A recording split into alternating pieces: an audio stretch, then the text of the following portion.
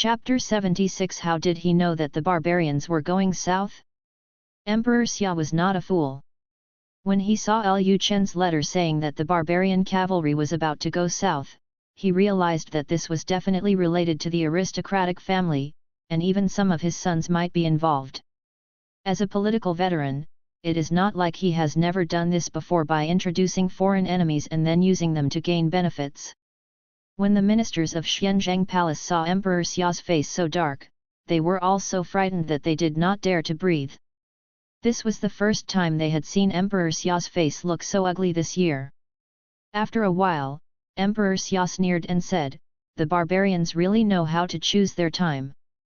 The tall, thin man standing at the front on the left side of the hall asked, "Your Majesty, I wonder how the situation in Beijing is going." As soon as the man finished speaking, Emperor Xia spoke. A letter came from the King of the North, saying that his people intercepted the summoning order of the barbarians on the grassland. The barbarians plan to gather 300,000 cavalry to go south, occupy Beijing, and establish a country, and use Yancheng as their base. Capital. Hearing Emperor Xia's words, the court hall instantly resounded with discussions among the courtiers. 300,000? Oh my god! How come there are so many? Jiangguo. If the barbarians are allowed to establish their country in Beijing, won't we Daxia always be under the iron cavalry of the barbarians? We can't let the barbarians go south. The barbarians are really ambitious. Daxia will definitely not let them go easily this time. Hearing the discussion of the ministers, Emperor Xia was silent for a long time without speaking. After a while, the 8th Prince Lu Chen stood up and said, "Father, I think that King Bei is suspected of lying about the military situation. According to what I know, after King Bei arrived in Beijing, he stayed in the mansion all day long to have fun. Never managed North County at all. How did he know that the barbarians were going south? Besides, the barbarians are further north in Bei County. Even if the barbarians issue a summons order, how could his people intercept the barbarians' summons order, unless his people have already lurked where the barbarians live?" After hearing what the 8th Prince Lu Chen said, the ministers reacted one after another. Yes, King Bei is just a lazy good-for-nothing prince. He has not taken care of things since he went to Bei County. How could he send people to lurk into the place where the barbarians live, and then intercept the summons of the barbarians? He doesn't seem like someone who could do such a thing. Could it be that King Bei really lied about military information? At this time, Prime Minister Zhou Lin Jiayuan asked, "8th Prince, you said that King Bei lied about military information. In addition to inferring from King Bei's behavior, is there any other evidence?" Hearing this, Lu Chen was stunned for a moment. Then Lu Chen continued, "Prime Minister Lin, isn't this enough? Do you think the King of the North really sent people to where the barbarians live?" Lin Jiayuan said calmly, "Xiao Guan doesn't know whether the Northern King sent anyone to the north where the barbarians live. The lower official only knows that the Northern King sent a red silk messenger to deliver the message. In the Great Xia Dynasty, the Red Damask Courier represented the most urgent military situation, and the Red Damask Courier could not be sent out at any time. In Lin Jiayuan's view, no matter how stupid Bei Wang is, it is impossible not to know the meaning of Hongling messenger. As for lying about military information, King Bei couldn't bear the punishment of lying about military information. If King Bei is really a good-for-nothing prince, how dare he, a prince who spends all day having fun in his mansion, to lie about the military situation? Aren't you afraid that Emperor Xia will give him the throne?" Therefore, Lin Jiayuan believed that there was a high probability that the barbarians were really abnormal. As for whether there were 300,000, it was hard to say. It is also possible that the Northern King deliberately exaggerated the number of barbarian cavalry in order to obtain support from the court. All in all, the barbarians will indeed go south, but there may not necessarily be 300,000 barbarian soldiers. This is Lin Jiayuan's guess. As soon as Lin Jiayuan finished speaking, the eldest Prince Lu Yi said, "Father, my son is willing to lead troops north to resist the barbarians." As soon as the eldest prince finished speaking, the second prince said angrily, "Brother, are you too anxious? It's not yet determined whether the barbarians will go south, but you want to lead the troops north. If you lead the troops, are you sure you will do it in the future? Is it to resist the barbarians?" Even when the barbarians invaded, there was always mutual criticism in the court, let alone the fact that the barbarians have not invaded yet. If a prince leads troops north and accumulates a reputation in the army, this will be very helpful in the fight for the right to inherit the throne. Therefore, any prince wants to fight for the opportunity to lead troops, and at the same time, he does not want other princes to lead troops north. After hearing what the second prince said, the eldest prince sneered, "Second brother, what do you mean? It is the responsibility of my royal family to resist the barbarians. Do you think I have ulterior motives?" Just when the second prince was about to continue speaking, Emperor Xia, who was sitting on the dragon chair, interrupted their conversation and said, "That's enough." Seeing Emperor Xia speak, the courtroom, which was originally as noisy as a vegetable market, instantly fell silent. Whether the barbarians really want to go south, this matter is confirmed by my shadow guards. Now you have to discuss how to deal with the barbarians going south. Seeing that Emperor Xia had said this, everyone stopped discussing whether this matter was true or false. Lu Shiyun's face looked a little ugly at this time. He originally thought that the barbarians going south would catch the northern king off guard, or that the barbarians going south would cover up the fact that the North King was assassinated by the Blood Moon Tower assassin. Unexpectedly, the Northern King noticed in advance that the barbarians were heading south. But it doesn't matter, King Bei probably doesn't have a few days to live anyway, and the Blood Moon Tower should have arrived in Yancheng by this time. He believed that with the leadership of Grand Master Sui Yulu, even if the mysterious Grand Master was present in Buwang Mansion, he would not be able to protect Buwang. What he should consider now is how to win the power to lead troops north. If he can lead his troops northward, according to his agreement with the barbarians, he can obtain some concessions from the barbarians, and then he can accumulate some reputation in the army, so that his success in seizing the throne will become greater. As for the surrender of Beijun to the barbarians, Lu Shiyun didn't care at all. All he cared about was his position as prince. Beijun is just a poor place. If the barbarians want it, give it to them. At this time, the eldest prince spoke again, "Father, I believe that we should immediately mobilize the army to go north. Since the king of the north has used the red silk messenger, it means that the barbarians' march south is imminent. If the court sends troops too late, the 30,000 soldiers in Beijun will definitely not be able to stop the barbarians' 300,000 cavalry." As soon as the eldest prince finished speaking, the fourth prince also spoke in agreement, "Father, my son, and I also think that we should send troops north immediately. No prince wants to miss this opportunity to lead troops.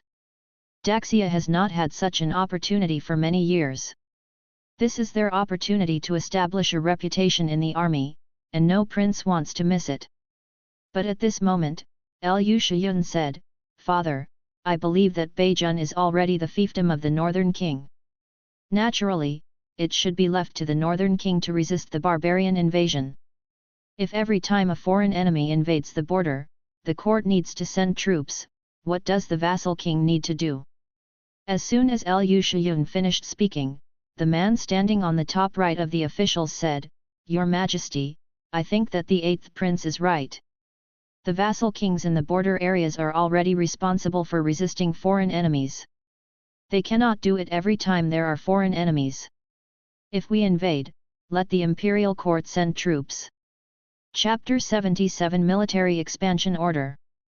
After hearing the words of Right Prime Minister Zhao Venhan, Left Prime Minister Lin Jiayuan laughed and said, "The border vassal kings indeed have the responsibility to resist foreign invasion, but Beijun only has 30,000 troops. Could it be that Zhao Xiang thinks that the North King can use these 30,000 troops? Soldiers and horses to repel the barbarian invasion?" Zhao Venhan immediately said, "I didn't say this. Having said this, Zhao Venhan looked at Emperor Xia on the dragon throne again, and then continued, Your Majesty, Beijun is the first line of defense against the barbarians. The conventional 30,000 soldiers and horses are no longer enough to resist the barbarian invasion, so I think it's time to issue an order to expand the military in Beijun. As soon as Zhao Venhan said these words, there was a lot of discussion in the court. Since Emperor Xia ascended the throne, in order to prevent the feudal kings from rebelling, he has issued a troop restriction order. In the fiefdom of a vassal king, there can be no more than how many soldiers according to the area of the land. The upper limit of the number of troops in Beijun is 50,000, which is why when Lu Chen said he wanted to recruit new troops, he only recruited 10,000 soldiers. There seems to be no problem with Zhao Venhan's words.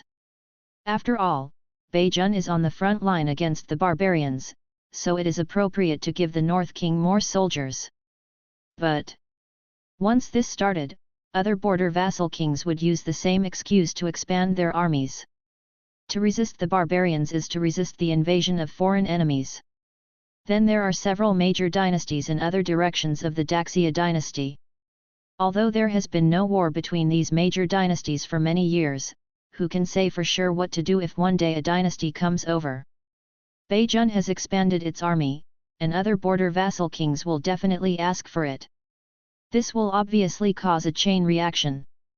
Moreover, once Beijun expands its army, other dynasties may suddenly attack Xia.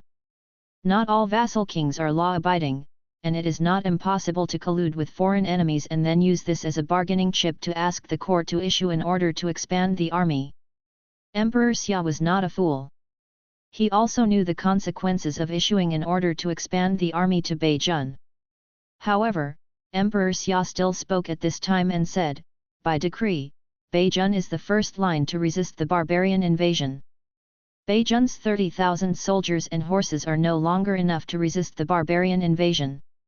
From now on, the upper limit of the number of Beijun soldiers will be increased to 15 yuan. In addition, the king of the north is the vassal king of the Beijun fiefdom. No matter what happens, the king of the north cannot escape and must stick to the Beijun. After hearing Emperor Xia's words, Zhao Venhan immediately raised his hands and said, Your Majesty is wise. Emperor Xia glanced at Zhao Venhan coldly, and then continued, Wang Shangshu, Chu Shangshu, Prime Minister Lin, and Prime Minister Zhao, the four of you will stay and retreat from the court. After saying that, Emperor Xia stood up from the dragon chair, waved his long sleeves on his dragon robe, turned around and left. Obviously, the expansion of the army in Beijun made Emperor Xia very uncomfortable, but he had to do it. Now that there are undercurrents surging within Xia, it is impossible for Xia to send hundreds of thousands of troops north to resist the barbarians. If we really send hundreds of thousands of troops northward, we will be destabilizing the country. Emperor Xia also saw that the barbarian invasion was most likely related to the aristocratic family. As for whether the prince was involved, it was unknown. Now is not the time to worry about this. Behind the war are all politics. If it is true, as the king of the north said in his letter, that the barbarians want to establish a country in Beijun, that is absolutely not allowed. Beijun is the gateway to Xia. Once Beijun is occupied by the barbarians, the barbarian troops will direct their troops towards the capital in the future. Emperor Xia knew that to resolve this crisis, he not only had to compromise with the barbarians, but also with the aristocratic families. This made Emperor Xia feel very aggrieved. This was the most aggrieved time for him since he came to the throne. The main reason was that he had just reorganized Xia's army, and the barbarians came south too suddenly, giving him no time to breathe. If he had waited another year, after Xia's army had been reorganized, and he had sent troops north, those barbarian cavalry would have been nothing. It's a pity that there are not so many ifs. The top priority is to discuss how to resolve the crisis in North County. After Emperor Xia brought the four people he had just called to his study, he seriously discussed the matter of the barbarians going south. In the end, the result of their discussion was to promote peace talks. They would definitely send troops, but they would not send hundreds of thousands of troops northward. As for ceding the entire North County, that is impossible, but it is not completely without discussion. Part of the land in the North County can be given to the barbarians. Anyway, Beijun is the fiefdom of Buwang. Buwang is just a useless prince and can't control so much land. After discussing the specific things to do, Lin Jiayuan left Emperor Xia's study directly. His face looked very ugly, and he was obviously very dissatisfied with the outcome of their discussion. Emperor Xia summoned 4 people in total. It turned out that one of the ministers of the Ministry of Revenue was from a well-known family, one of the ministers of the Ministry of War was also from a well-known family, and the right minister was a treacherous minister who only knew how to fight for power and profit. What good solution can the 3 of them come up with when they get together? It's nothing more than ceding territory for glory. After Lin Jiayuan returned to the mansion, he became sulky and didn't speak for a long time. At this time, a man wearing armor entered the hall. After the man entered the hall, he immediately asked, "Dad, I heard that the barbarian army of 300,000 went south. Is this true or false?" It was a big deal for the barbarians to move south, and the ministers who had just retreated couldn't help but talk about it everywhere. Soon Lin Xiaoming, who was in the army, heard about it. Lin Xiaoming is now the commander of the Kailan army, and he cares very much about war. After hearing his son's question, Lin Jiayuan came to his senses, sighed and said, "I'm not sure whether it's true or not yet, but the North King used the red silk messenger, so it's most likely true." Lin Xiaoming continued to ask, "Then what are your Majesty's plans?" Hearing this question, Lin Jiayuan laughed, "Plan? Ha, he wants you to bring 70,000 elite troops north to help the Northern King fight the 300,000 barbarian army." What? Hearing his father's words, Lin Xiaoming was stunned. Leading 70,000 elite soldiers to fight against the 300,000 barbarian army? Is this a joke? Since they are said to be elite soldiers, they must be fighting soldiers, but the 70,000 combat soldiers, plus the 30,000 soldiers in Beijun, are only 100,000 soldiers. 100,000 soldiers want to resist the barbarians' 300,000 cavalry? Lin Xiaoming frowned. It was clear that the Xia dynasty could use about 500,000 soldiers, so why did it send 70,000 soldiers north? Lin Xiaoming immediately asked, "Dad, after His Majesty reorganizes the military camp, doesn't he have 500,000 soldiers who can be mobilized?" Hearing his son's innocent question, Lin Jiayuan chuckled again, and then said, 500,000? Your Majesty, do you dare to move these 500,000 soldiers? If these 500,000 soldiers move, Daxia may be in chaos.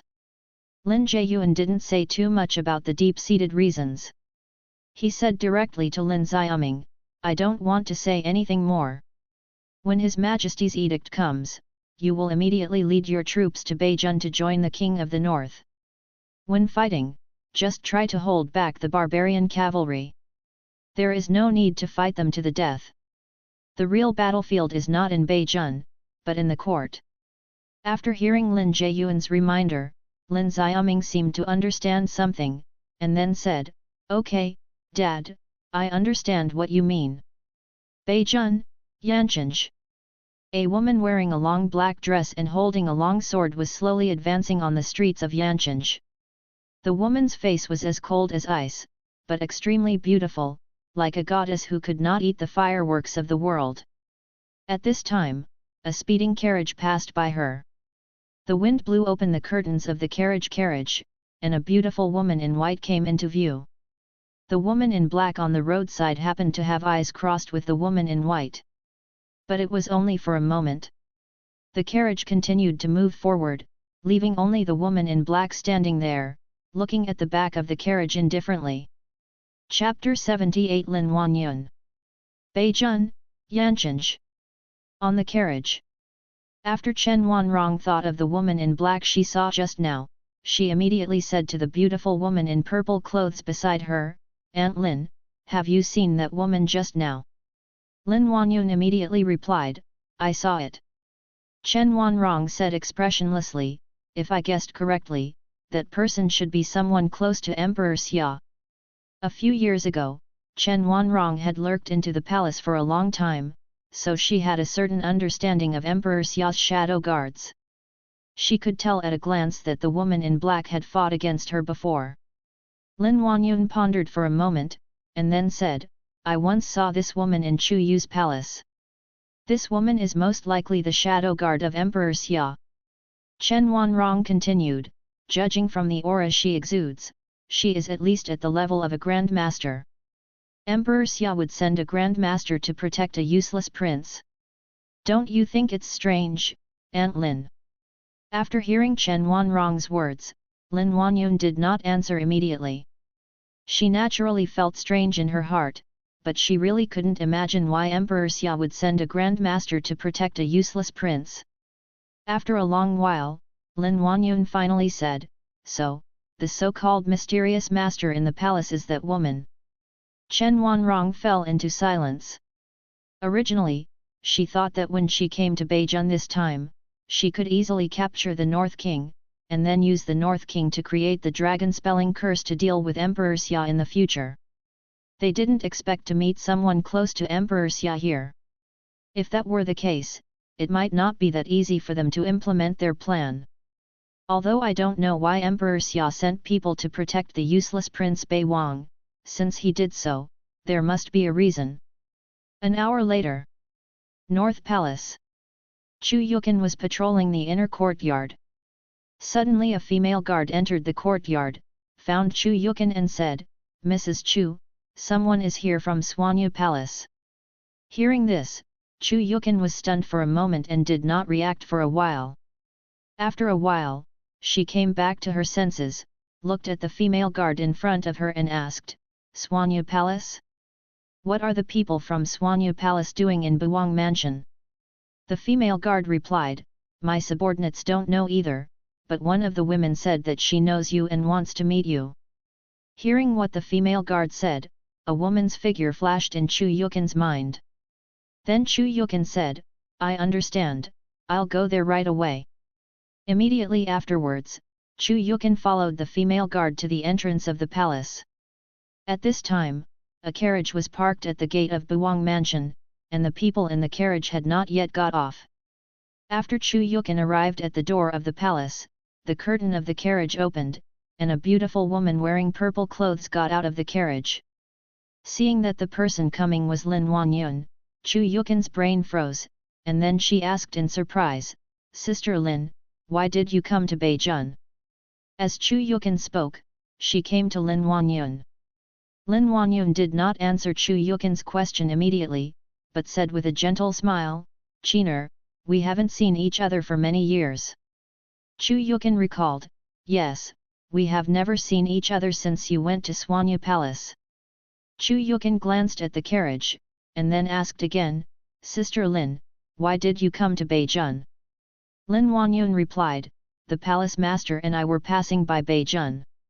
I heard that you were also in Beijing, so I wanted to come and see you. Chu Yukin was surprised when she heard Lin Wanyun's answer.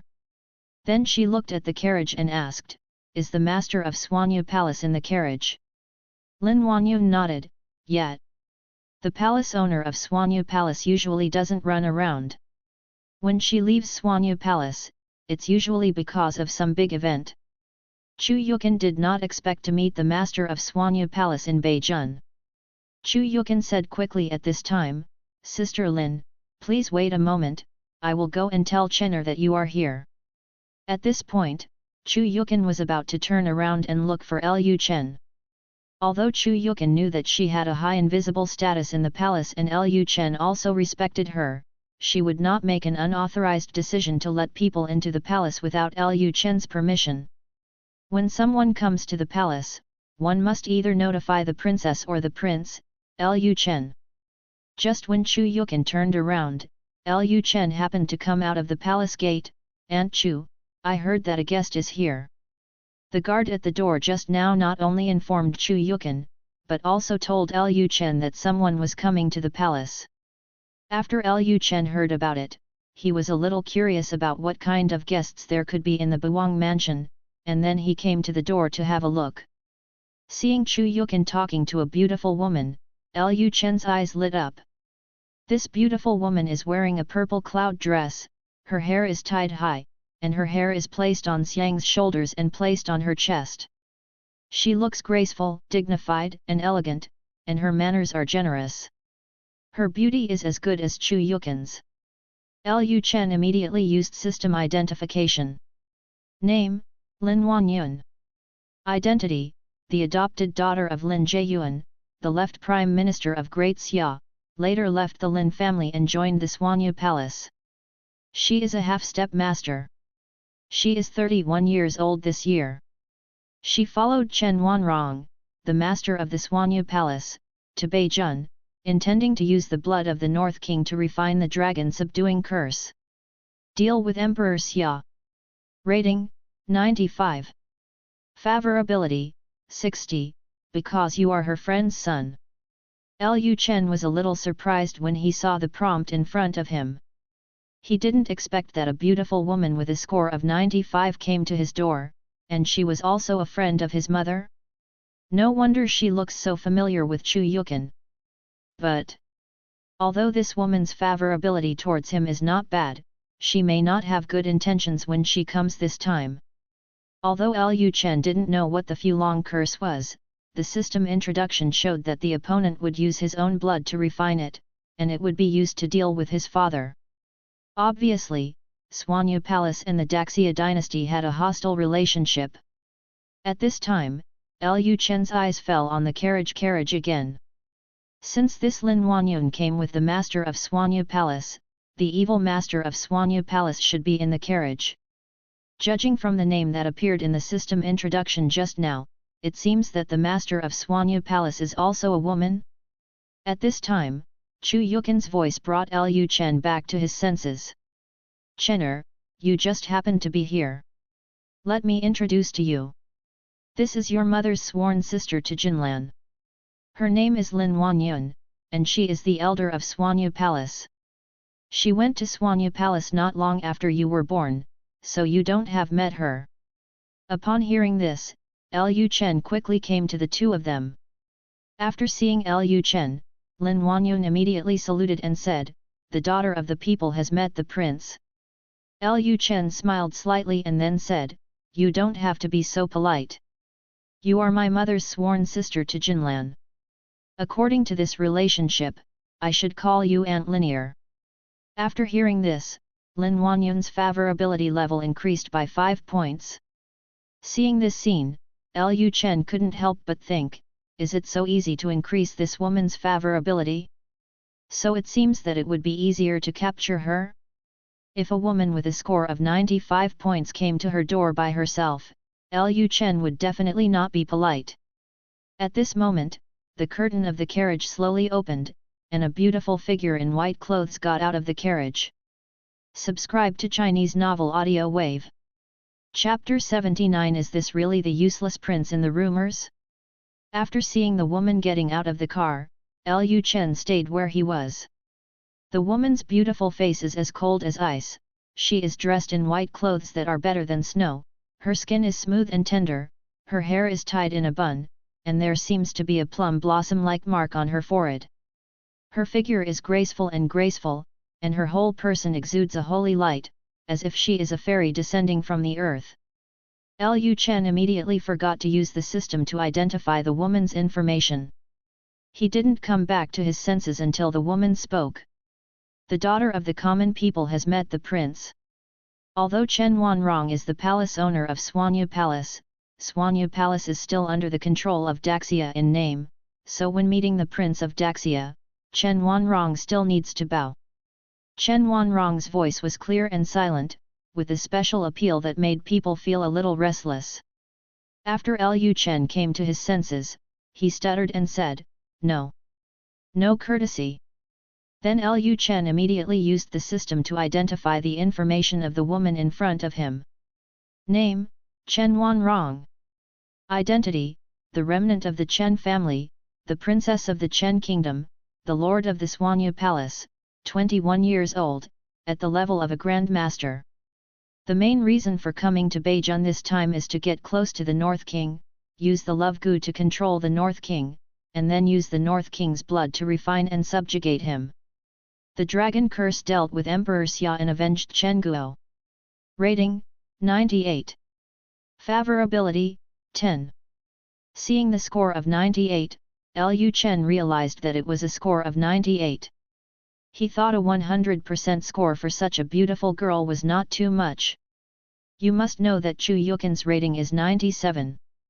Think about it this way, for every point above 95, a woman's appearance will improve by several levels. Of course, Lu Chen didn't think Chen Wanrong was much prettier than Chu Yukin. The key was the aura she exuded, as if she were a fairy. This was what attracted Lu Chen the most. After the excitement, Lu Chen quickly calmed down. Then Lu Chen smiled and said to Chen Wanrong, "It's an honor for me, Palace Master Chen, to come to my palace as a guest. Aunt Lin, Palace Master Chen, please come in." Seeing Lu Chen's eyes staring straight at Chen Wanrong, Lin Wanyun on the side sighed inwardly. She knew that King Bei was attracted by Chen Wanrong's beauty. "I'm afraid that in less than 2 days, Chen Wanrong will be able to use the Love Gu on Bei Wang. At that time, Bei Wang will be completely controlled by Chen Wanrong and eventually become a tool for refining the dragon subduing curse." As the younger sister of Chu Yu's former sworn brother, Lin Wanyun couldn't bear to see something happen to Lu Chen, but they had to use the Fulong curse to deal with Emperor Xia. Immediately afterwards, Lu Chen entered the palace with Chen Wanrong and Lin Wanyun. After entering the main courtyard of the palace, Lu Chen immediately asked the maid to make a pot of dragon and phoenix tea. After the tea came, Lu Chen personally poured a cup of tea for Lin Wanyun and Chen Wanrong, and then said, "Aunt Lin, Palace Master Chen, you have worked hard on the journey. This is the palace's unique tea. It can refresh the mind and relieve fatigue. You have a taste." Hearing Lu Chen's words, Lin Wanyun immediately picked up the tea cup, took a sip, and then used her inner strength to check whether there was anything in the tea she just drank. After the inspection was completed, Lin Wanyun took another sip. Lin Wanyun's two-step movement is relatively subtle and cannot be seen by most people, but Chen Wanrong can see it. After knowing that Lin Wanyun took a second sip, Chen Wanrong was convinced that there was nothing in the tea. Although this was in Buwang Mansion, as the master of Swanyu Palace, Chen Wanrong was still cautious. After knowing that there was nothing in the tea, Chen Wanrong also raised her jade hand, picked up a cup of tea, and took a small sip. For a moment, Chen Wanrong felt a coolness pouring into her body, and then spread throughout her body, making her feel extremely comfortable. Chen Wanrong was a little surprised. She didn't expect the tea from Buwangfu to be really refreshing. Seeing that both Lin Wanyun and Chen Wanrong drank the dragon and phoenix tea, Lu Chen raised the corners of his mouth slightly, and then asked, "Miss Chen, Aunt Lin, what are you doing in Beijun this time?" After hearing this question, Lin Wanyun replied, "We just happened to pass by Beijun." Lu Chen pretended to look regretful and said, "It turns out that I was just passing through Beijun. It seems that you will be leaving Beijun soon." Lin Wanyun smiled and said, "Although we are passing by, the palace master and I also plan to stay in Beijun for a while." Lu Chen said calmly, "I'm afraid this won't work. You will have to leave Beijun soon." Lin Wanyun asked curiously, "Why is this?" Chu Yukin said from the side, "Sister Lin, the barbarian army will move south soon, and Chener's wife, concubines, and children will soon leave Yanchinj and go to Anping City. This is not a secret. The palace will announce it to the people of Quanbei County soon. By then, the people of the entire Bei County will know about the barbarians going south," so Chu Yukin said it directly. Hearing Chu Yukin's words, Lin Wanyun and Chen Wanrong were both slightly stunned. The two of them did not expect that they came at such an untimely time, and that the barbarians would actually go south at this time. But the barbarians going south didn't seem to have much impact on their plans, right? After all, a useless prince like Bei Wang should be greedy for life and afraid of death. If the barbarians go south, then Bei Wang should also flee south. They only need to follow Bei King. Lin Huanyun asked at this time, will the prince also go south with the people? Lu Chen smiled slightly, and then said, Beijun is my fiefdom, and I am the king of Beijun. How could I leave Beijun? I will fight the barbarians to the death in Yancheng and protect Beijun. Hearing Lu Chen's words, Chen Wanrong and Lin Huanyun were stunned again. They didn't expect that King Bei would have such courage. Aren't there rumors that King Bei is a good-for-nothing prince who spends all day having fun in the palace? How could a useless prince have such an awareness? Or is it that this time the barbarians went south, they actually didn't have many soldiers, they just went south to plunder and grab some food as usual, so the northern king was not worried that the barbarian cavalry would attack Yancheng, so he was confident? At this time, Chen Wanrong asked, My lord, I wonder how many barbarian soldiers the barbarians sent south this time. Lu Chen replied, according to the intelligence we collected, the barbarians went south this time to establish a country in Beijun, so they sent 300,000 cavalry. They plan to occupy Beijun and use Yancheng as their capital. As soon as these words came out, Chen Wanrong frowned slightly. 300,000 troops. From the information she knew, Beijun only had 30,000 soldiers. Under such circumstances, the northern king did not plan to flee south, but instead said that he would fight to the death with the barbarians in Yancheng. 30,000 versus 300,000, this is a war with no chance of winning. Is this really the useless prince in the rumors? This kind of courage alone is much better than those dignitaries in the capital who only know how to eat, drink and have fun all day long. Just after meeting Bei Wang, Chen Wanrong had a great change in her heart towards Lu Chen. She thought that there might be something wrong with their information about Suanyu Palace. King Bei would definitely not be the man who was known to have fun in the palace all day long as rumored. Lin Huangqing changed her name to Lin Huanyun. Chapter 80 I will treat you well then. After listening to Lu Chen's words, Lin Huanyun couldn't help but ask, Your Majesty, I heard that there are only 30,000 soldiers in Beijun, and you said that this time the barbarians sent an army of 300,000 south, and the 30,000 soldiers in Beijun can withstand the 300,000 soldiers. An army? Hearing this question, Lu Chen showed a fierce and undaunted look, I will block it even if I can't. I am the king of Beijun. If even the land of Beijun is lost, then I will still be the king of Beijun. Can I be regarded as the vassal king of Daxia? How can I have the face to return to the capital to see my father, and how can I have the face to face the people of Beijun? This. Chen Wanrong and Lin Huanyun felt incredible when they heard Lu Chen's words. This really doesn't seem like the northern king they too know? At this time, Chu Yukin looked at Lu Chen with a resentful look. She was not a fool. She instantly noticed that Lu Chen was performing in front of Chen Wanrong and Lin Huanyun. Although Lu Chen did have such courage and indeed planned to resist the barbarians from going south in Yancheng, Lu Chen would not usually speak like this, nor would he behave in such an exaggerated manner. His righteous and awe-inspiring look clearly meant he was performing in front of other girls. What does this mean? It means that Lu Chen has fallen in love with the palace owner of Suanyu Palace and wants to show off his masculinity in front of her. In fact, Chu Yukin missed one thing. Lu Chen was not only showing off in front of Chen Wanrong, he also had a strong interest in Lin Huanyun. Chen Wanrong raised her eyebrows slightly at this time and fell into deep thought. They originally thought that they would be able to easily implement their plan when they came to Beijun this time, but they did not expect to encounter so many changes. First, they met the shadow guards around Emperor Xia when they entered the city, and now they discovered that the North King was not the same person as they thought. It seemed that it was not easy to use the love gu on King Bei. No matter what, we have to wait until the barbarian invasion is repelled. But if the North King insists on fighting the barbarians in Yancheng, then the possibility of the North King dying in the battle is very high.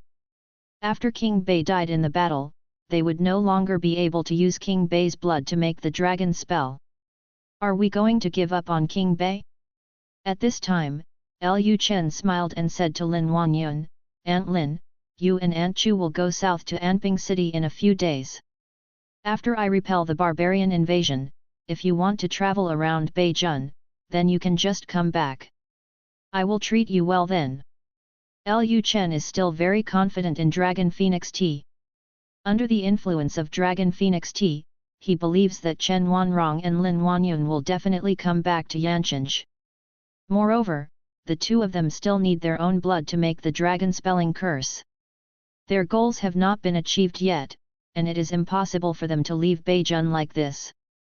This reminded Lu Chen of a sentence that came to his mind when he captured Wang Qingkai. Hunters often appear as prey. He looks like a prey now, but when the barbarian crisis is over, he will immediately transform into a hunter. Lin Wanyun did not answer Lu Chen's words. She turned to look at Chen Wanrong. Chen Wanrong was the master of Suanyu Palace and it was up to her to make the decision on this matter. Chen Wanrong said expressionlessly, okay. The current situation is indeed no longer suitable for staying in Yanchinj. Chen Wanrong was actually thinking about whether to take advantage of the barbarian invasion to directly let King Bei fake his death, and then tie King Bei to Suanyu Palace, and then use his blood to slowly create the dragon subduing curse. But she soon gave up this idea. King Bei was a prince after all, and even if he faked his death, someone would probably find out the clues. If Emperor Xia knew that Suanyu Palace had kidnapped the prince, he might be aware of something. Of course, this is not the most critical thing. The most critical thing is that this will cause the conflict between Suanyu Palace and Daxia to break out in advance. Before the Fulong curse was made, Suanyu Palace could not have a direct conflict with Emperor Xia, and at least maintain a semblance of peace. Unlike those aristocratic families or court officials in Daxia, Suanyu Palace knew very well what Emperor Xia's trump card was. Suanyu Palace would never easily try to directly confront Emperor Xia before it could destroy Emperor Xia's trump card. In the eyes of others, Emperor Xia is just a grand master at most, but Suanyu Palace is very aware of Emperor Xia's terror. Now that a sacred object from Suanyu Palace has fallen into Emperor Xia's hands because of Chu Yu, they are not even his opponent.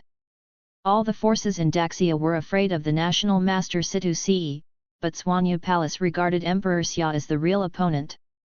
After hearing Chen Wanrong's words, Lu Chen stood up and said, Aunt Chu, Aunt Lin, Miss Chen, please chat slowly.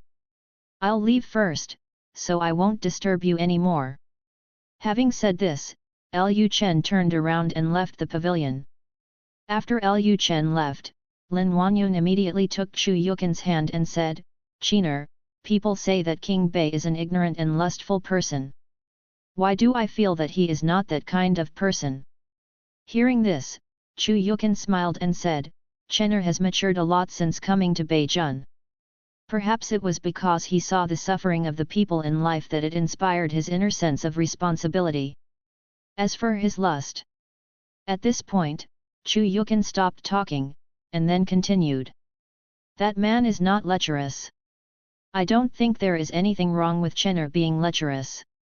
If he is not lewd, how can he continue the family lineage? Hearing Chu Yukin's words, Lin Wanyun felt a little suspicious. Did King Bei really change after coming to Beijun?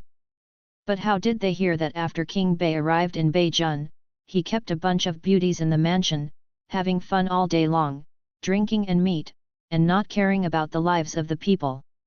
But having said that, now is not the time to dwell on this. Chu Yukin took a look at Chen Wanrong, who was sitting quietly aside. Chen Wanrong's beauty blended into the environment, making people feel happy just by looking at it. Chu Yukin not only sighed in her heart, she was worthy of being the master of Suanyu Palace. It was no wonder that the little villain just kept staring at others. But it's a pity. It is impossible for the palace master of Suanyu Palace to marry anyone casually. The little villain can only watch, but has no way to get started. Lin Wanyun smiled and said at this time, Chener, can you tell me what has happened in the capital these years? I haven't returned to the capital for a long time. Chu Yukin said, okay. Then the two beautiful women held hands and talked for a long time.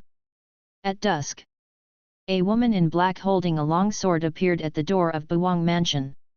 Seeing someone holding a sword at the gate of the palace guards immediately surrounded her. Who? The woman did not move. She said in a cold tone, I'm looking for Mrs. Chu. Hearing this, the soldiers looked at me and I looked at you. Then the captain leading the team said, girl, wait a moment, I will go and inform Mrs. Chu. Because two women came to the palace during the day, the leader of the team was afraid that the woman was also a guest of the palace, so he quickly entered the palace and reported the situation to Chu Yukin. When she heard that another woman had arrived at the door, Chu Yukin was immediately confused. What's going on today? Why are all the guests here? Chapter 81 by Ching Ching.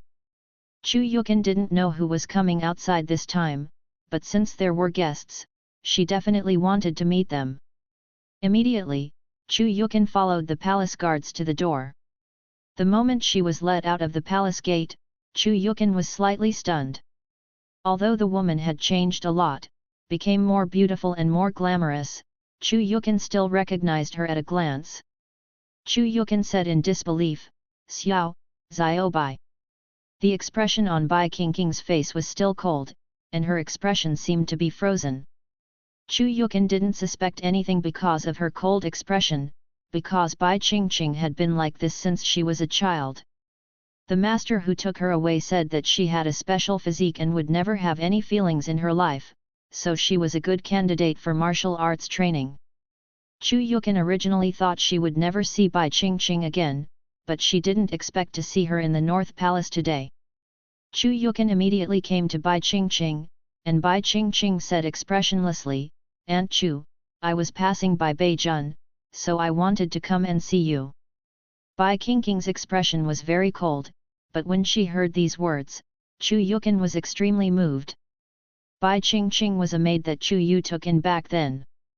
Chu Yu originally planned to let Bai Qingqing be Lu Chen's maid, but after learning that Bai Qingqing had a talent for martial arts, Chu Yu temporarily gave up the idea.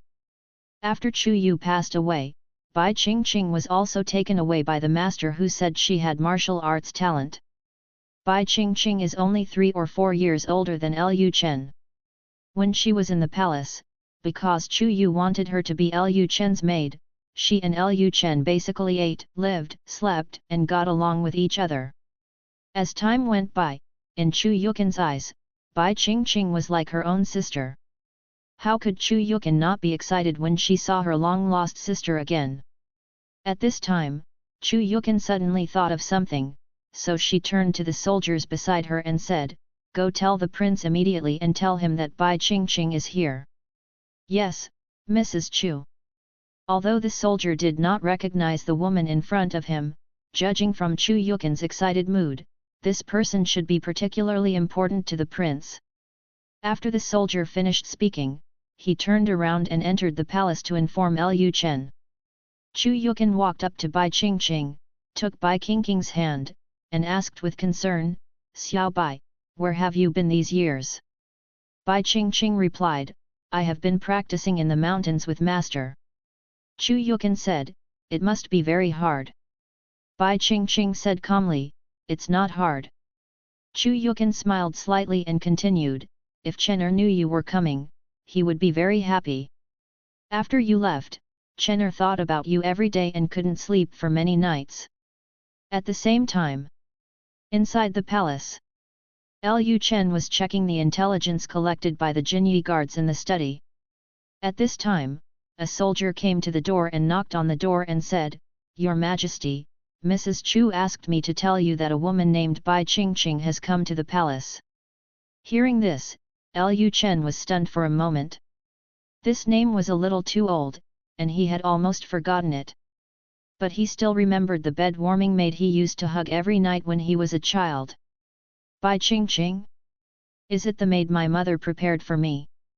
Lu Chen still had a deep impression of Bai Qingqing, but he was not very familiar with her name, but he also knew that her surname was Bai. He still remembered that the maid who was in charge of the marriage had always had a face of ice, without any expression on her face. At that time, he thought this little girl was very interesting, and she was not afraid of his prince at all. When he had nothing to do, he would always try his best to make his maid laugh. Sometimes he would tease her in bed, but it was a pity that he had never succeeded in making her laugh in all the years she had been by his side. Later, he heard his mother say that Bai Qingqing seemed to be born without emotions, and then he understood why this Bing Tuo Tuo had no expression on his face. It's not surprising that a woman with no emotions has no expression on her face. After all, she doesn't even know how to express her emotions. Lu Chen thought for a moment, and then said to himself, I remember that she seemed to be practicing with some master. Why did she come to Beijun? Lu Chen then got up from the chair, opened the door and asked, where is she now? The soldier replied, go back to your lord, Mrs. Chu, and that woman are still at the gate of the palace. After the soldier finished speaking, Lu Chen went directly to the gate of the palace without saying a word. As soon as he arrived at the gate of the palace, he saw a woman who was as cold and beautiful as an iceberg and snow lotus.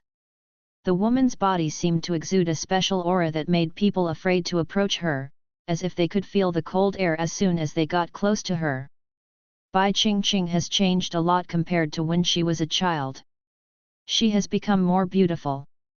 Her whole body is bulging forward and backward. Coupled with her cold face, Lu Chen has a desire to conquer her. Lu Chen then used the system to identify it. Name, Bai Qingqing. Identity, Deputy Commander of the Great Xia Shadow Guard, 20 years old, Grand Master level. He was sent by Emperor Xia to lurk around Chu Yu since he was a child. This time he came to Beijun to obey the orders of Emperor Xia. Emperor Xia believed that there was someone from Suanya Palace around Bei Wang. He wanted to know what Suanya Palace wanted to do with King Bei, so he sent Bai Qingqing to monitor King Bei. Rating, 95. Favorability, 0, need to use Long Feng Tea to restore her emotions. Lu Chen was stunned when he saw Bai Qingqing's introduction. Bai Qingqing is actually her father's son? This. So, if something happened to his mother back then, maybe he, his father, had to put in a lot of effort? He always thought that Bai Qingqing was just an emotionless bed-warming maid, but he didn't expect that her identity was hidden so deeply. If he hadn't activated the system of having many children and many blessings, he might not even know that Bai Qingqing was the person next to Emperor Xia, let alone know that she was actually the deputy commander of the Shadow Guard. The Shadow Guard is a very important force around Emperor Xia.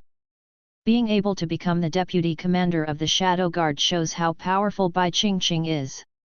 But no matter who Bai Qingqing is or what her status is, as long as her rating exceeds 90 and she comes to the palace, she is Lu Chen's woman. Lu Chen thought to himself that his father was kind-hearted.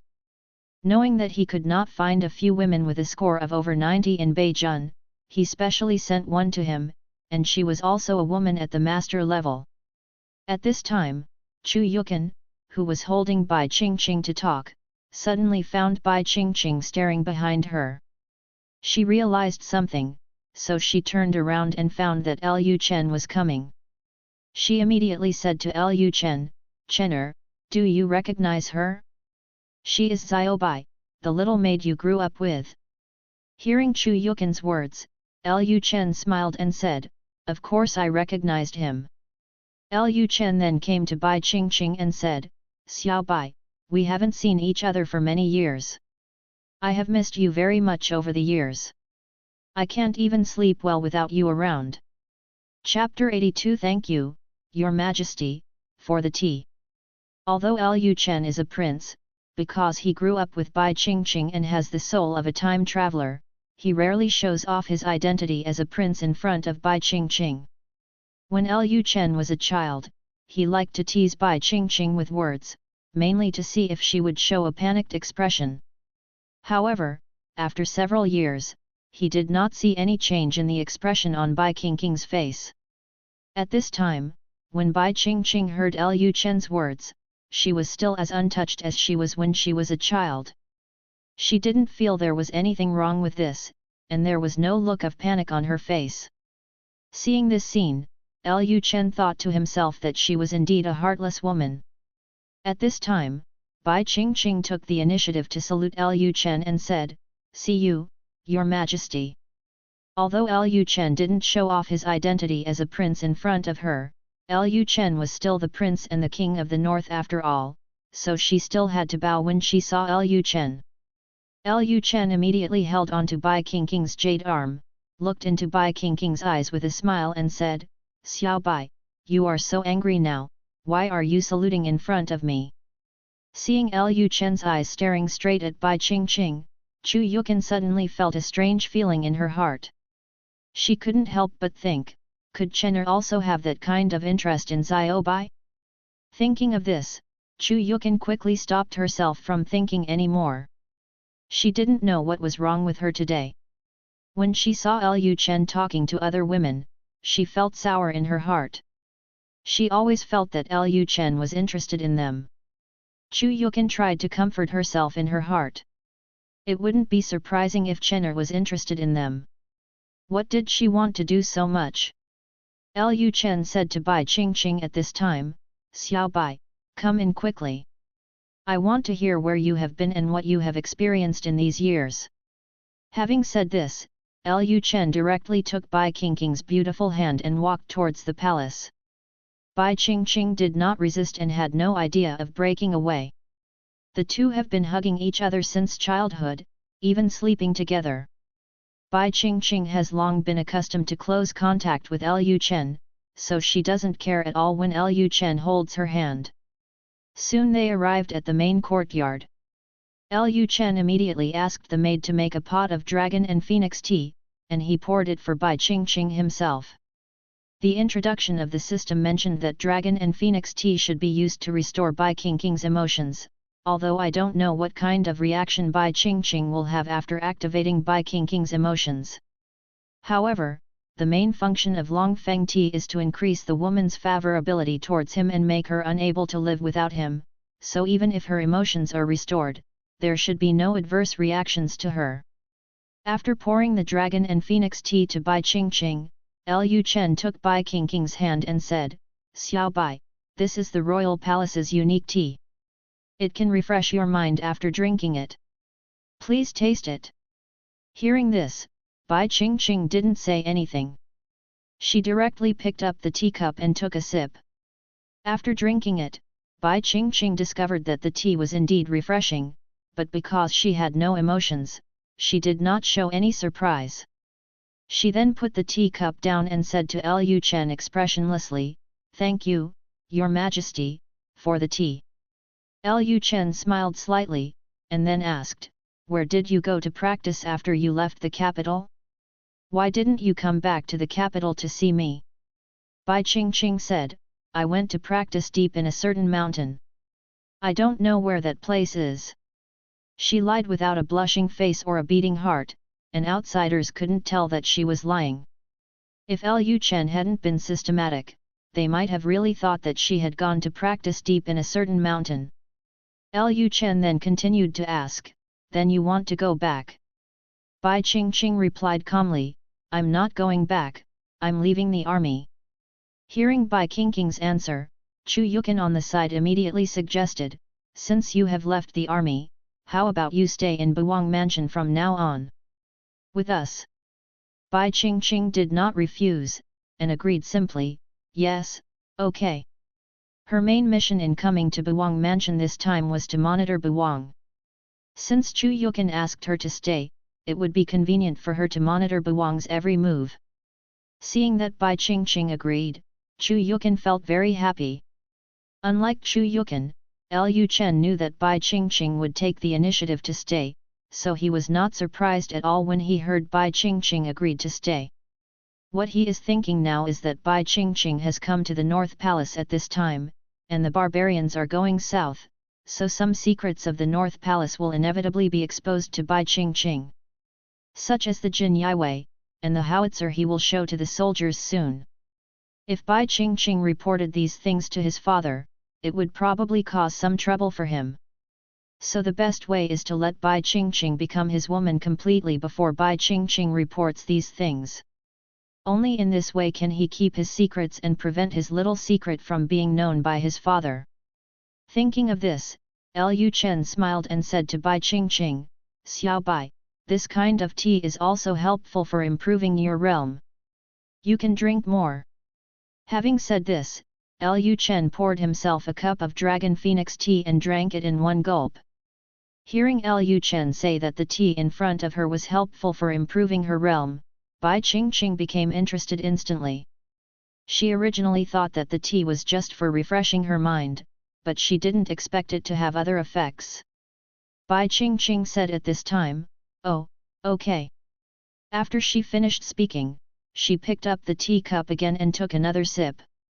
After this sip, she found that the tea seemed to be really helpful in improving her realm, and the internal energy in her body was running more smoothly. Bai Qingqing needed to collect information, so she asked, "Your Majesty, do you still have this tea?" Lu Chen replied, "Yes, there are tea trees in my mansion. If you want to drink tea in the future, you can pick tea leaves and make them." Listening to Lu Chen's answer, Bai Qingqing was already preparing to report this information. Tea that can enhance the realm is unheard of. As the deputy commander of the Shadow Guard, she will definitely tell Emperor Xia about this. In order to get more information, Bai Qingqing took the initiative to ask, "Your Majesty, I saw a woman with a plum blossom mark on her forehead in the city today. I wonder if you have seen her before." Chen Wanrong felt how extraordinary Bai Qingqing was, and Bai Qingqing naturally felt how extraordinary Chen Wanrong was. Both of them were masters, and they were very familiar with the aura released by the master. Bai Qingqing suspected that the woman was the mysterious master who had been rumored to be in the North Palace, so she planned to investigate the woman to see what kind of power was behind her. Hearing Bai Qingqing's question, Lu Chen didn't hide it at all. He said directly, "Are you talking about Miss Chen? She has a plum blossom mark on her forehead, and she happens to be in the palace right now. Do you have anything to do with her? I can ask her to come over now." Hearing Lu Chen's answer, Bai Qingqing thought to herself that that woman was indeed the mysterious master of Buwang Mansion. Now that the target has been determined, the next task is very simple. She only needs to find out what the woman is doing in Buwang Mansion. Just when Bai Qingqing was thinking this, her brain suddenly froze, and then she felt a severe pain. The next moment, Bai Qingqing's expression was in a trance and her body was swaying. She felt as if countless pictures flashed through her mind, and it seemed that some memories that did not belong to her poured into her mind. Seeing Bai Qingqing raising her hands to cover her head, Lu Chen quickly supported Bai Qingqing and said, Xiao Bai, what's wrong with you?" Chapter 83 Bai Qingqing's Emotional Recovery.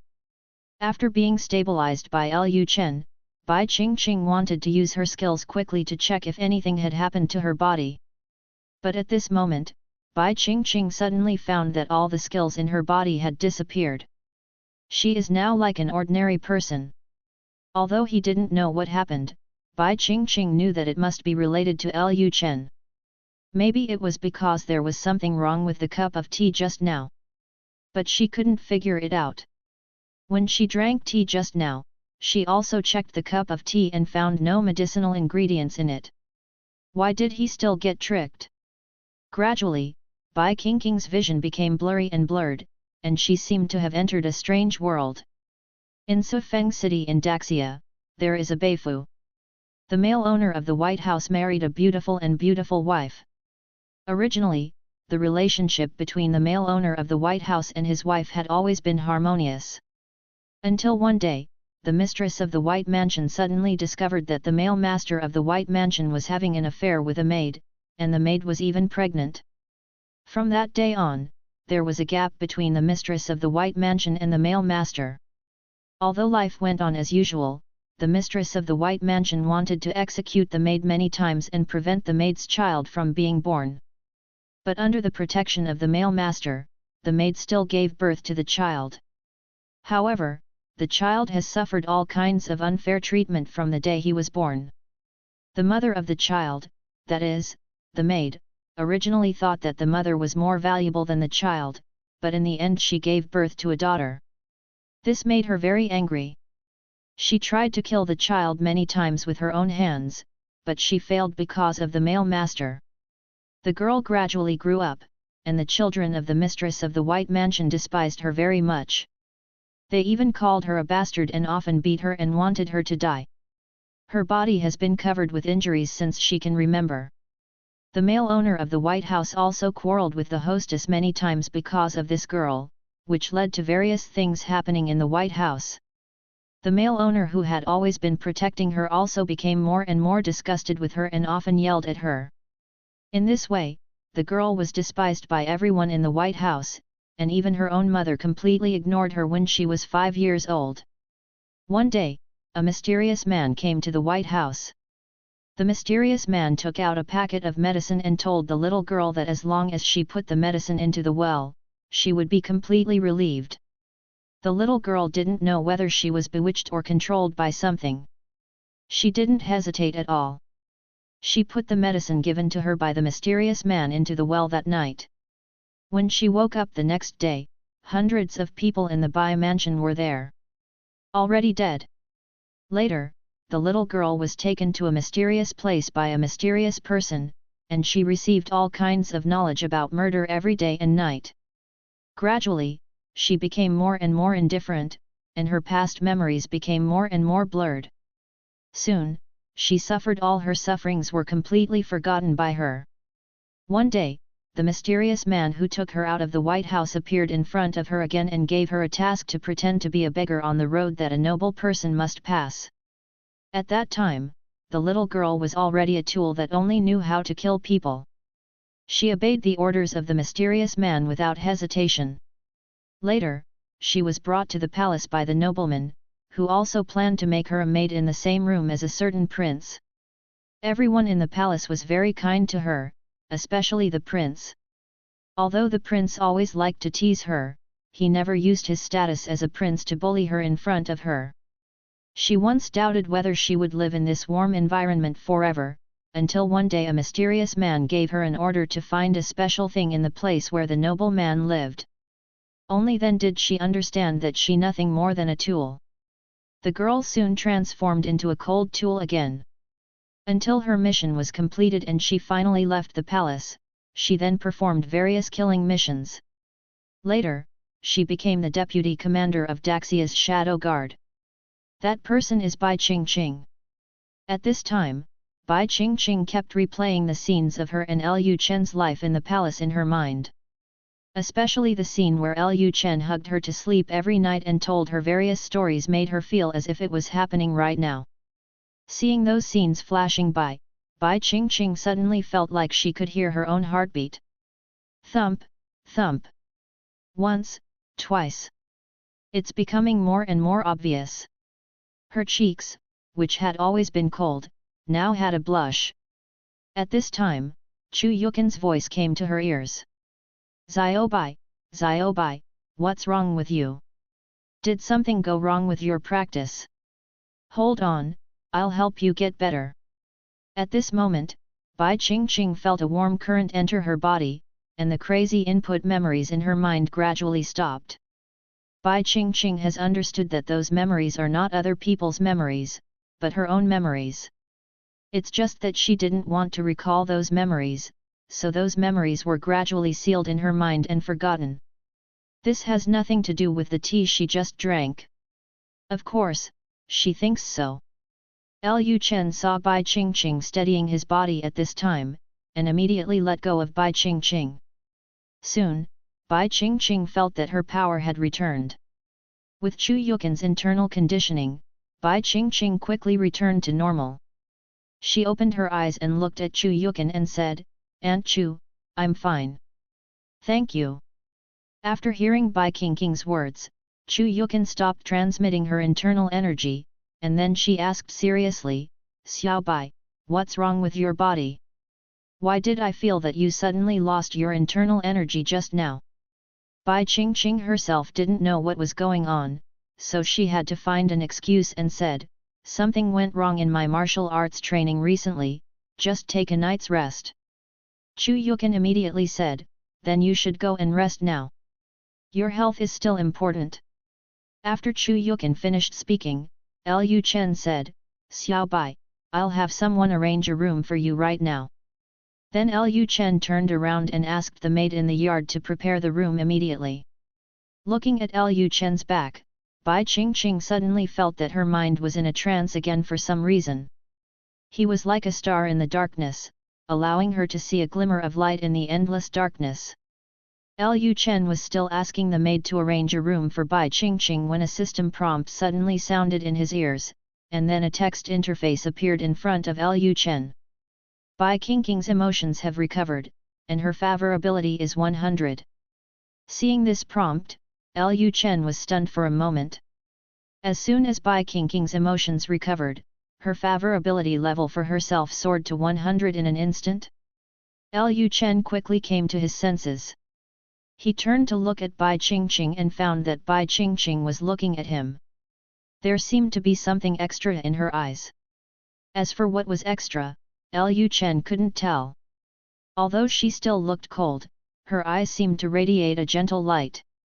Chapter 84. Something happened to Zhou Yuyu. Lu Chen quickly asked the maids to arrange the room, and asked the maids to help Bai Qingqing bathe and rest.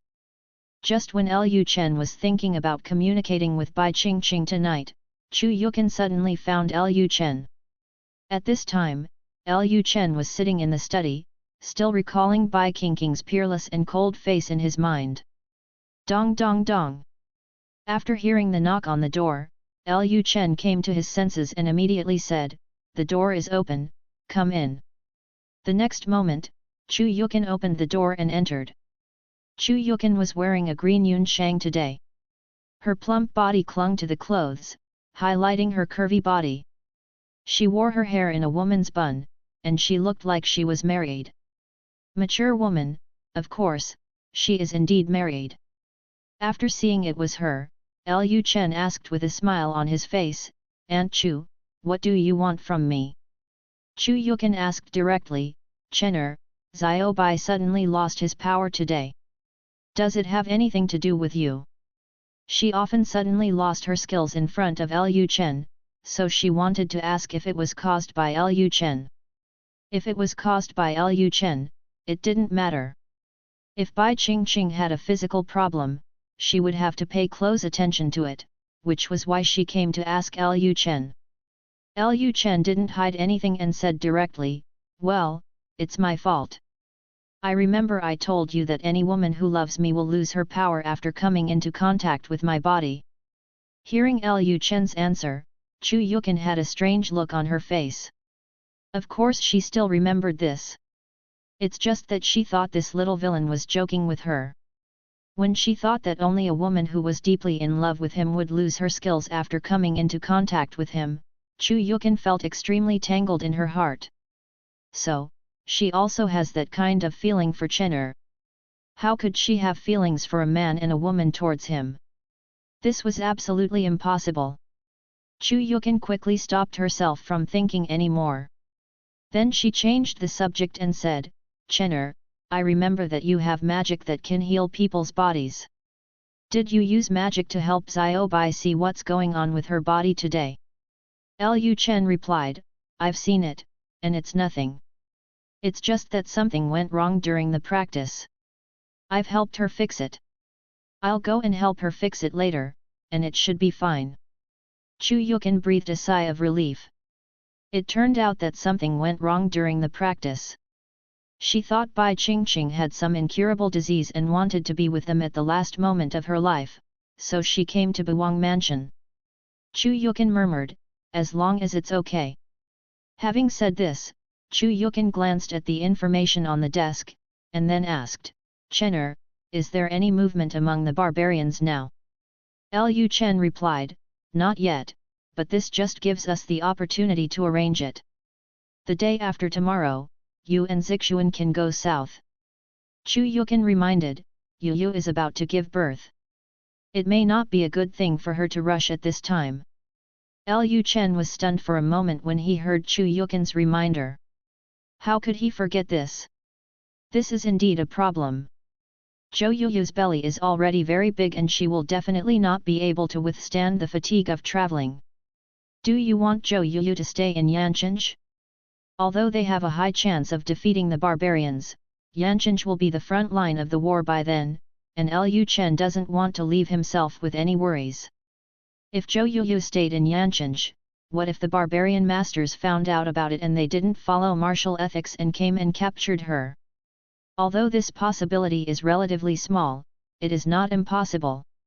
After all, anything can happen on the battlefield. Just when Lu Chen was thinking about what to do, a maid's voice suddenly came from outside, "My lord, it's not good, something serious is going to happen." Hearing the maid's panicked voice, Chu Yukan immediately turned around and opened the study door.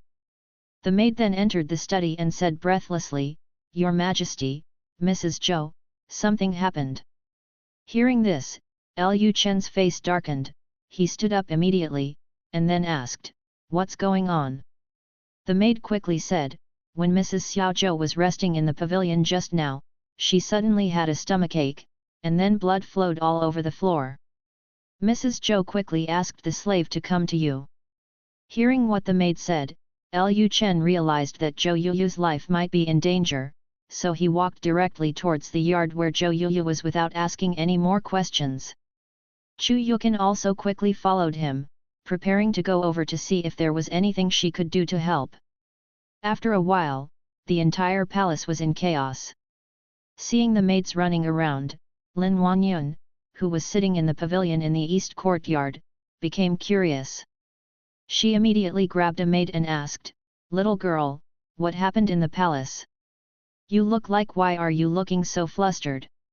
The maid immediately replied, "Mrs. Xiao Zhou's amniotic water has broken. Let's go to the north courtyard to help." Hearing this, Lin Wanyun was stunned for a moment. Mrs. Zhou? Of course she didn't know who Mrs. Xiao Zhou was. After all, Xiao Zhou and De Zhou were the different names given to Zhou Yuyu and Zhou Xiao Xiao by the servants of the palace. However, hearing the maids calling them Mrs., Lin Wanyun also guessed that it was Bei.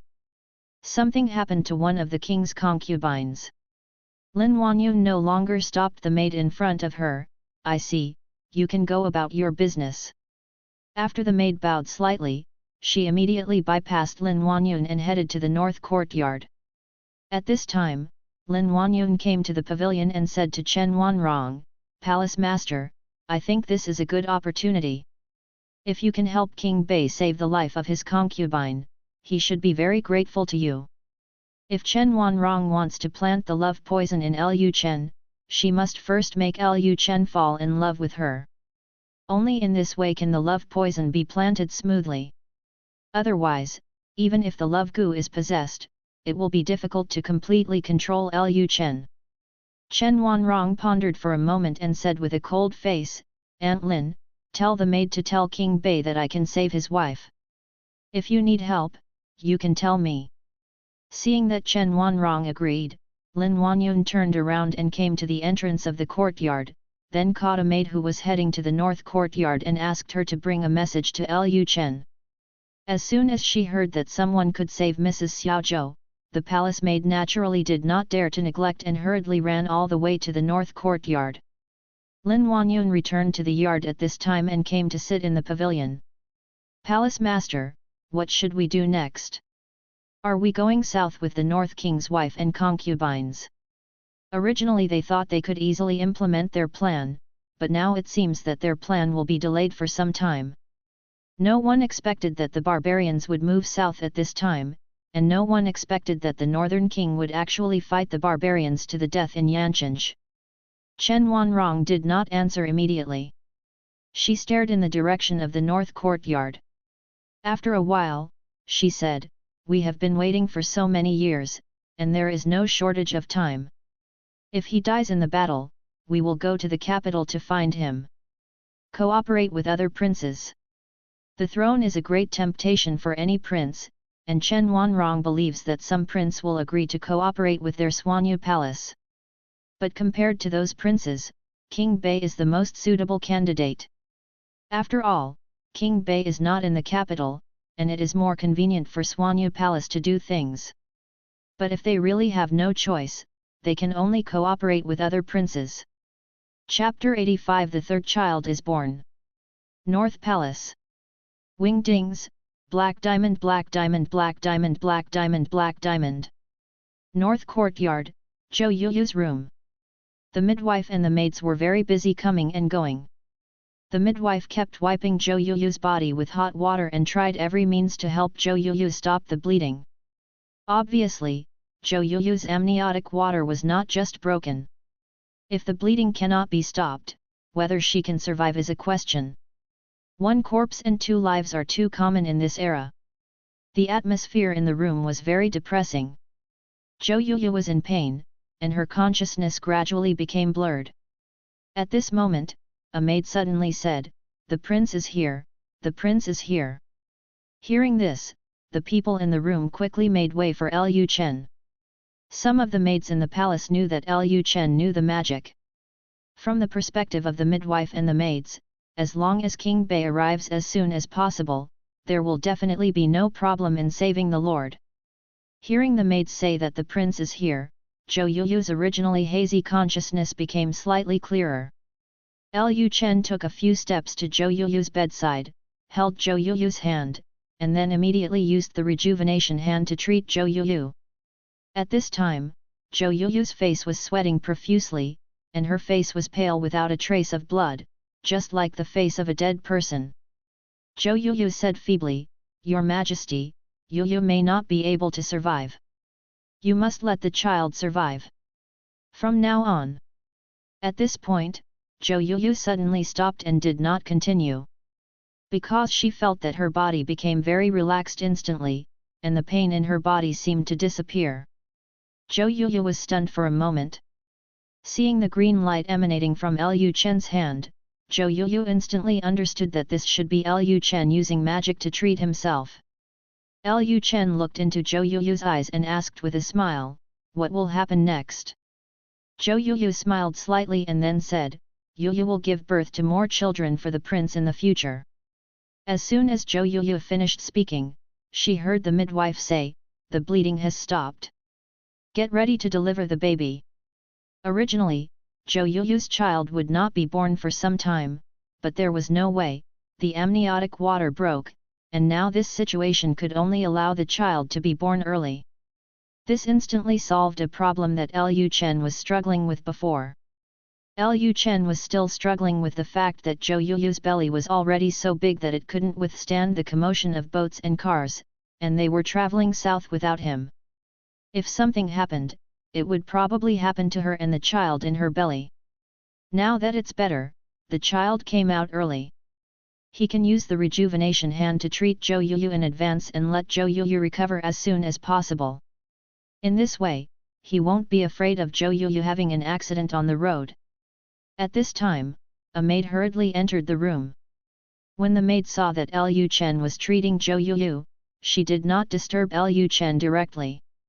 Instead, she gently came to Chu Yukin and whispered in her ear, "Mrs. Chu, the guests in the East Courtyard said that they can treat Mrs. Zhou. If you need anything, you can contact them." Chu Yukin whispered, "Yes, I understand." Having said this, Chu Yukin glanced at Lu Chen and Zhou Yuyu, who was lying on the bed and had already improved. She thought to herself that it would be okay if she didn't need to ask the master of Swanyu Palace for help. After all, Lu Chen is a person who knows immortality. No matter how powerful the palace owner of Swanyu Palace is, he can't be better at healing than a person who knows immortality. After a while, the sound of a child crying came from the room. "Congratulations to the host for getting a heir, a reward of 50,000 black cavalry, 2 Grandmaster level generals, and a bonus population of 500,000. The midwife excitedly said to Lu Chen, "Congratulations, Your Majesty, it's a boy." Having said this, the midwife came to Lu Chen holding the child. Because he was born prematurely, his condition was very unstable. In this era, there is no modern medical care, and the probability of death of premature babies is very high. The midwife knew that Lu Chen knew magic, so she specially brought the child over and asked Lu Chen to treat the child. Lu Chen said to the midwife, "Put the baby on the bed." "Yes, Your Majesty." The midwife then bent down and placed the crying baby next to Zhou Yuyu. Because of the treatment of the rejuvenation hand, Zhou Yuyu was fine now. She turned to look at her child, and her childish face also released the brilliance of motherhood. Lu Chen then raised his other hand and placed it on the baby while treating the baby.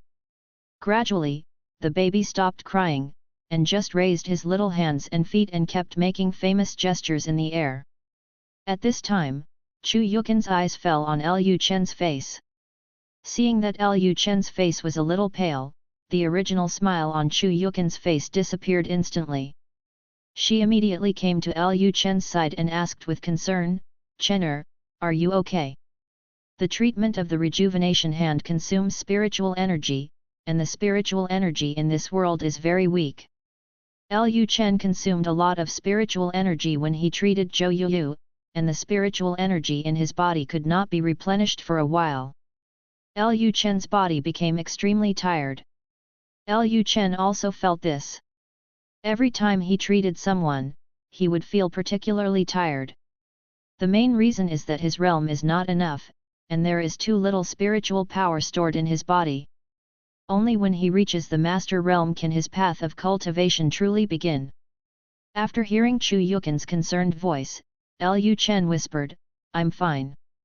Zhou Yuyu also noticed that Lu Chen was not in a good condition.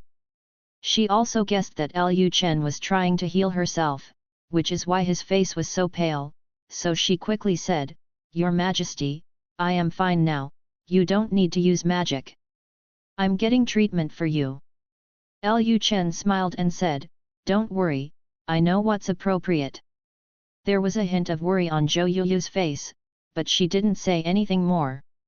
After a while, Lu Chen felt that Zhou Yuyu's body had basically returned to the state before pregnancy, so he stopped sending spiritual power to her. Just after the treatment, Lu Chen's body swayed and looked like he was about to collapse. Chu Yukin hurriedly supported Lu Chen from behind. "Chener, how are you?" Lu Chen instantly felt warmth and softness on the back of his head, and a faint fragrance slipped into his nostrils. At this time, all the women in the room came to Lu Chen and looked at him worriedly. After Lu Chen leaned in Chu Yukin's arms for a while, he said, "I'll just take a rest. You don't have to worry." Seeing that Lu Chen had said this, Music Xuan and the others relaxed a little. After a while, Chu Yukin held Lu Chen's head and while cleaning the hair on his cheeks, she said, "Chener, would you like to give the child a name?" Lu Chen glanced at the baby on the bed, thought for a moment, and then said, "Let's call him Lu Chongsheng." This baby was born prematurely, and despite his own treatment, his health was inherently no better than that of his first two children. Lu Chen didn't expect him to do anything big, he just hoped he could live a good life. Subscribe to Chinese Novel Audio Wave. Chapter 86 The Survivors of Deu. North Palace, East Courtyard. Chen Wanrong and Lin Wanyun sat in the pavilion for an hour, but they did not see any maids or servants from Buwang Mansion asking them to treat Buwang's concubine. This made the two of them feel a little confused. It is very dangerous for the amniotic water to break, and it is very common in this era to kill two people. King Bei actually didn't let the two of them go over to help take a look. The two of them are from Swanyu Palace, and one of them is the palace master of Swanyu Palace. There is no problem in treating a woman whose amniotic water has broken. Does King Bei not believe them? At this time, Lin Wanyun found that the maid who had gone to the north courtyard to help had returned. She immediately got up from the stone bench, walked to the maid and asked, "Little girl, how is your little Mrs. Zhou?" The maid knew that there were some things she couldn't say, so she simply replied, Mrs. Xiaozhou is out of danger and has successfully given birth to an heir for the prince. Lin Huanyun was a little surprised when she heard the maid's answer. It seems that there are still experts in the palace. Lin Huanyun then turned around and returned to the pavilion. Palace master, it seems we will only have a chance after the barbarians retreat. The opportunity Lin Huanyun mentioned was naturally the opportunity to show her face in front of King Bei. If Chen Wanrong wants to seduce Lu Chen to have feelings for her, she has to show her face in front of him more. When they first came to Bei County, they thought that it would be easy to capture the lecherous King Bei. After all, Chen Wanrong's beauty was one of the best in Daxia, and she was on the list of stunning beauties. The lustful man was not confused when he saw Chen Wanrong. But after their exchange with Lu Chen, they felt that it might not be that easy to seduce King Bei simply with beauty. Even if King Bei is lecherous, he still has brains. He might find out that they have ulterior motives for him. Therefore, if they want to get close to King Bei, they can't just seduce him with their beauty, but they must also show their other values. It would be best if they could make King Bei fall in love with their palace master without anyone noticing. In order for King Bei to have feelings for Chen Wanrong, it would take a certain amount of time to cultivate them. Now that the barbarians are about to move south, there is not so much time. Now it seems that we can only wait until the war is over.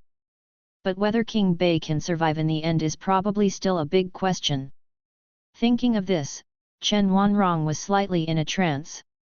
She thought of how when Daxia attacked Chen State, her father asked his wife and children to leave the capital first, and then fought to the death with Daxia's army in the capital, eventually dying on the city wall. Although she was still young at that time, she still remembers what happened at that time. Unexpectedly, not many years later, she would encounter a similar scene again, except that it was no longer her father who was struggling to resist the invasion of foreign enemies, but the son of the enemy who killed her father. Chen Wanrong always felt that this scene was a bit ironic. After Lu Chen stayed with Zhou Yuyu and the child in Zhou Yuyu's room for a while, he went to his study. The reward just now made him very concerned. Entering the study, Lu Chen immediately asked the system, where are the 50,000 black cavalry now? The barbarians were about to move south. Lu Chen had been thinking about how to kill the 300,000 barbarian cavalry. However, no matter how he deduced on the map, he found that it was very difficult to kill the 300,000 barbarian cavalry. Although he has a powerful weapon such as a 122 mm howitzer in his hand, the barbarian cavalry has high mobility. Once they escape, his own people will not be able to catch up. There are only 30,000 soldiers in Beijun, and among the 30,000 soldiers, there are only a few thousand cavalry. These cavalry are not well trained.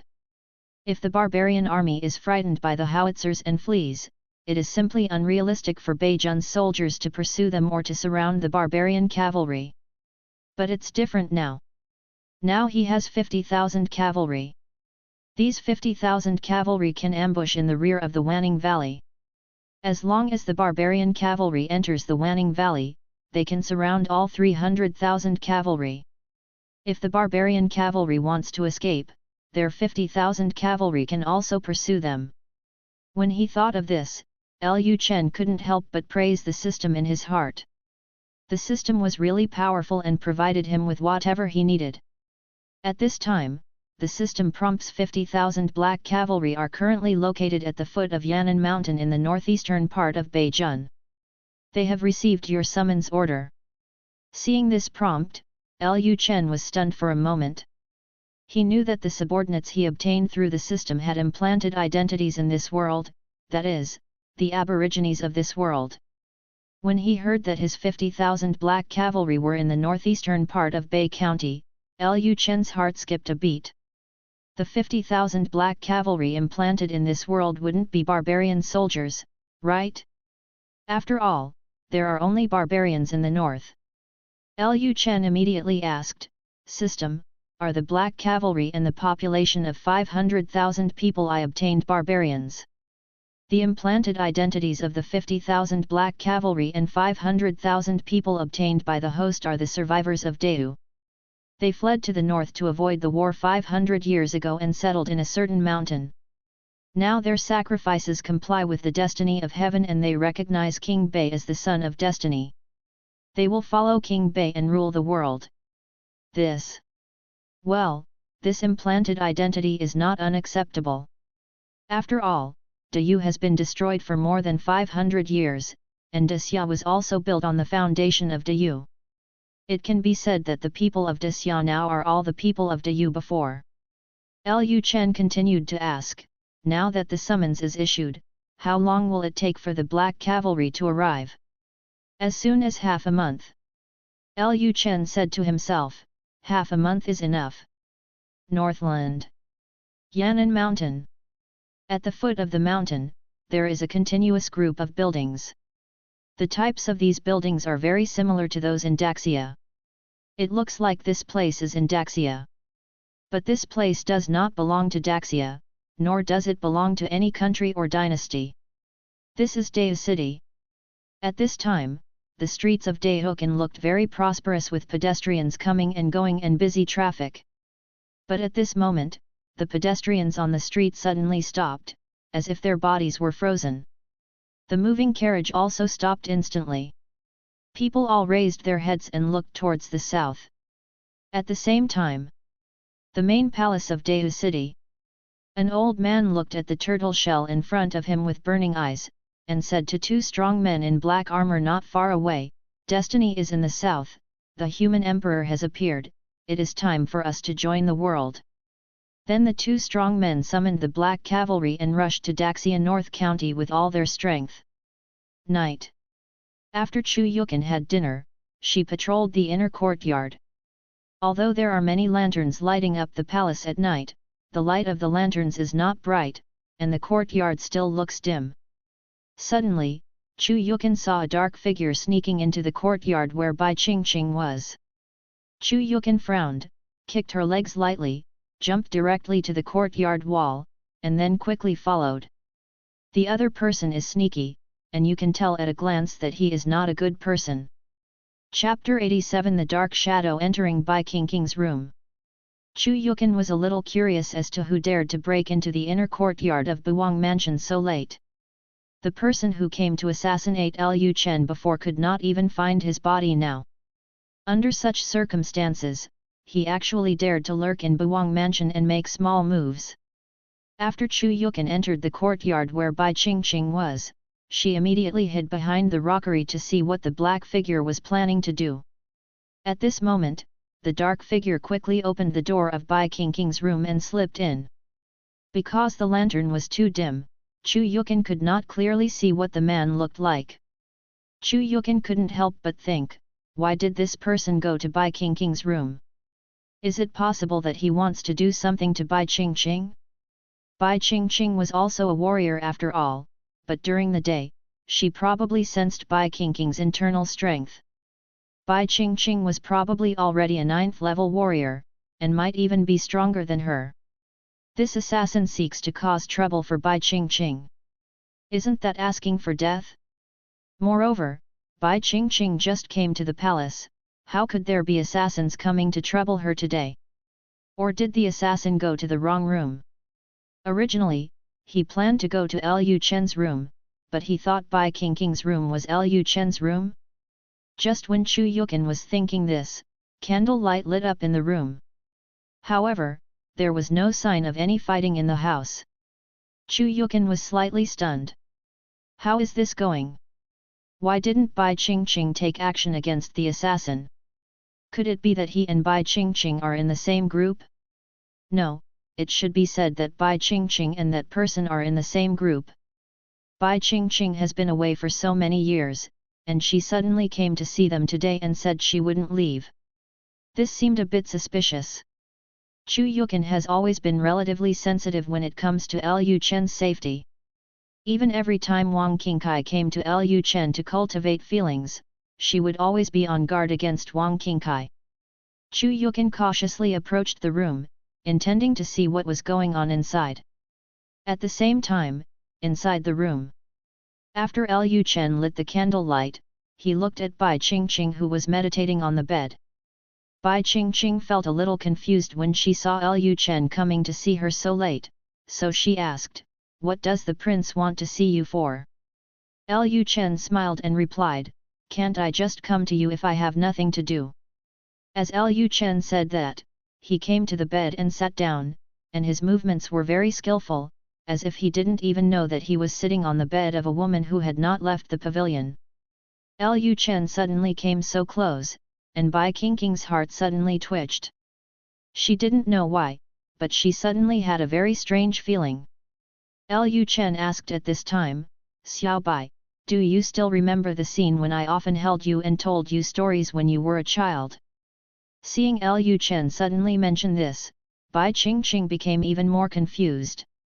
It was so late at night that King Bai came to her room just to tell her this. Bai Qingqing replied expressionlessly, I remember. At this time, Lu Chen stretched out his hand, took Bai Qingqing's beautiful hand, and continued, "Then you should still remember what I said, when you grow up, you will be my woman." Hearing Lu Chen's words, Bai Qingqing realized what she was doing. She finally understood why Bai Wang came to her room at night. When she worked as a bed-warming maid for King Bai in the palace, King Bai was not a peaceful person. Moreover, the intelligence collected by the shadow guards during the recent period also mentioned that King Bai was a very lustful man. She didn't sleep at night and came to her room, alone, what else could it be for? However, Bai Qingqing didn't react too fiercely. She looked like a wooden person, so she didn't stop Lu from touching her.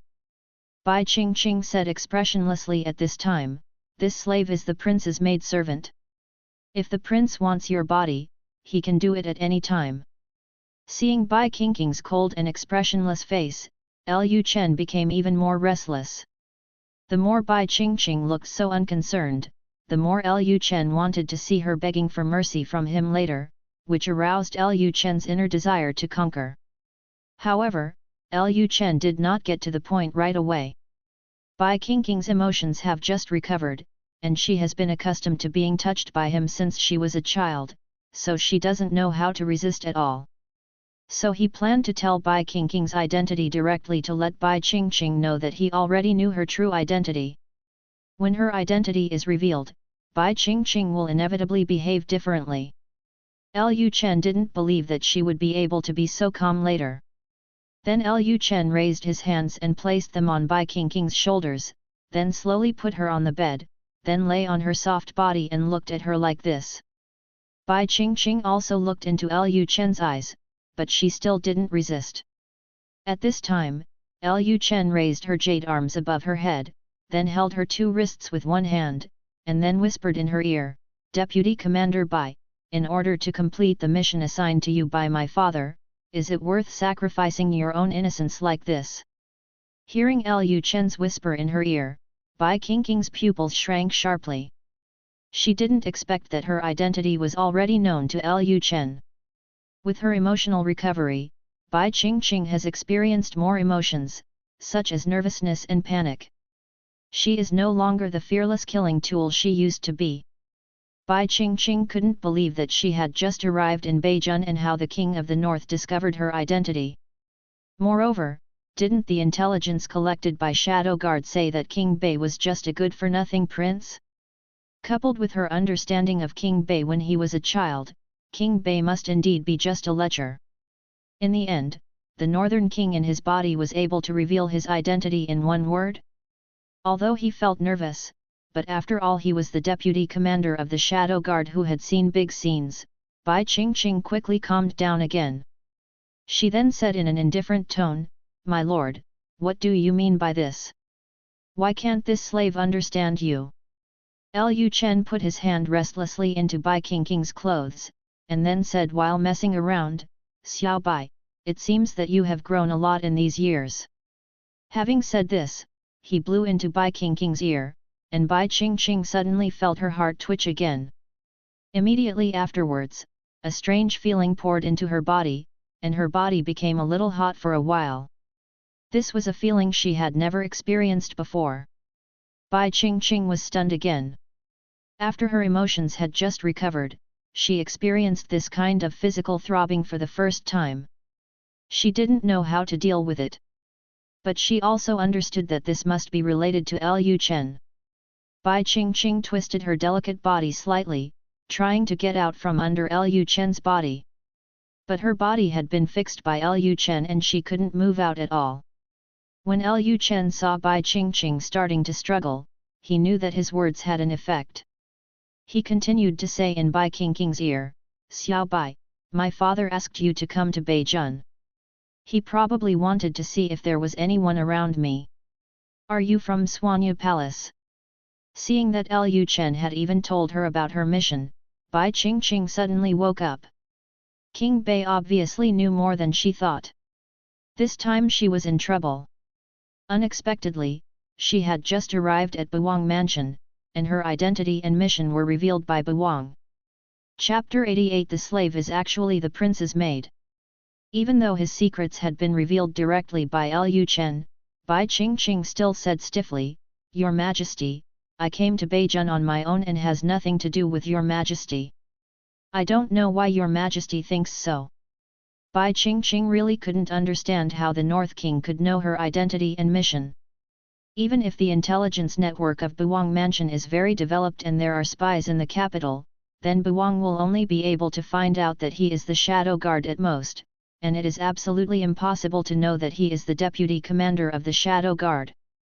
Even the chief commander of the Shadow Guard didn't know that he was the deputy commander of the Shadow Guard, but in the end, King Bai knew that he was the deputy commander of the Shadow Guard.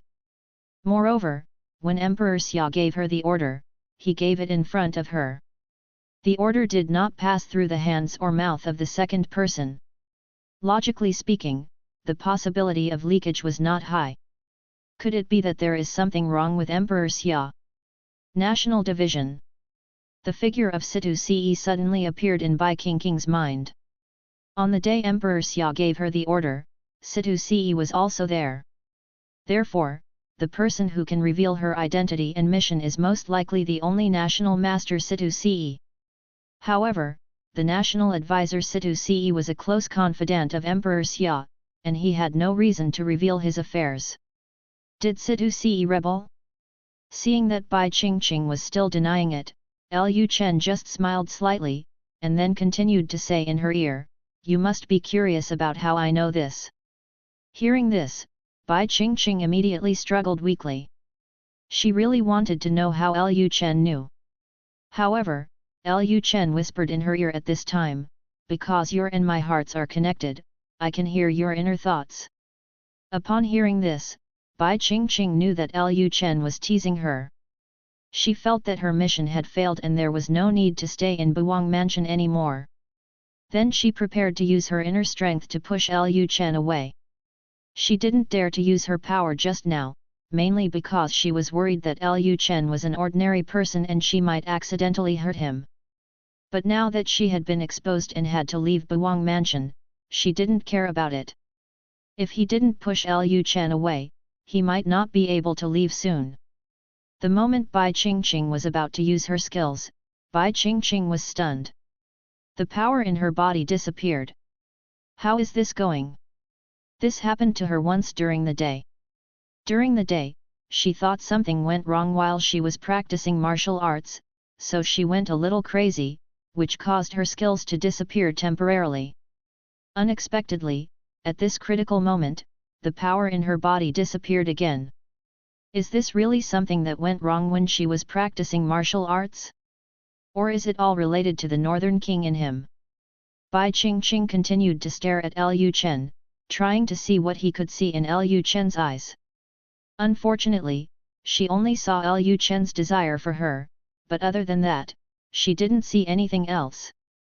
Bai Qingqing immediately said, "Your Majesty, I suddenly felt unwell today, so I can only serve you another day." Bai Qingqing's tone was still cold and her expression was indifferent, as if she didn't care at all even if she couldn't break away from Lu Chen. One of Lu Chen's paws was still caressing her body. Lu Chen then said, "Xiao Bai, follow me from now on." Upon hearing this, Bai Qingqing immediately said, "This slave is the prince's maid." Lu Chen smiled and then said, "Xiao Bai, you know that's not what I meant." At this time, Bai Qingqing's heart suddenly twitched for the third time. For a moment, a blush appeared on her cold cheeks, and it looked like a red flower blooming on the iceberg. Bai Qingqing also realized that something was wrong with her body. She tried to use her power again, but there was still no reaction. Bai Qingqing has basically confirmed that this is related to Lu Chen. When she was in the pavilion during the day, she felt the power in her body disappear. At that time, she was so close to Lu Chen. This kind of situation never happened to her during her journey to Beijun, and there wasn't even any sign. As a result, after entering Buwang's mansion and coming into contact with Buwang, her skills disappeared. In addition, Lu Chen already knew her identity, so there seemed to be no other explanation for all this except that it was related to Lu Chen. What should we do now? After losing her power, she is no different from ordinary people. The only difference may be that she is stronger than the average lady. But at this time, Bai Qingqing tried to use her body's original strength to push Lu Chen away. She was a killer after all. Even if she had no skills in her body, her general strength was much greater than that of ordinary people. But as soon as she exerted her strength in her arms, she realized that not only her power had disappeared, but also that she couldn't use all the strength in her body. Bai Qingqing finally understood that she was completely controlled by Lu Chen and could not escape at all. Then she simply accepted her fate and just lay on the bed, waiting for Lu Chen to do his work. Her identity has been revealed, her skills have been blocked, and she still can't exert any strength. What else can she do? She can only satisfy Lu Chen's desire and become his maid. Anyway, she had been hugging Lu Chen since she was a child. Although they were not married, her innocence had been handed over to Lu Chen a long time ago. In this era, for an unmarried woman, even holding a man's hand is a disgraceful thing.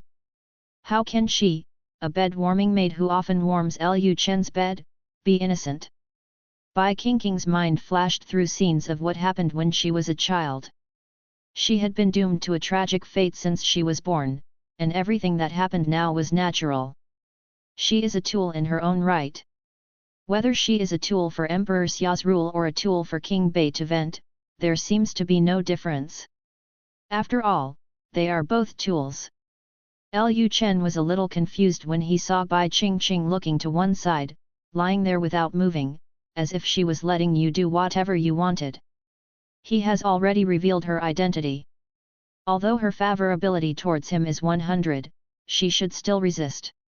Just accept your fate like that?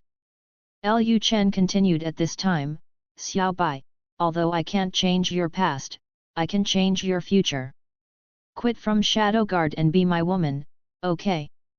Bai Qingqing still didn't respond, and she looked like a dead pig that was not afraid of boiling water.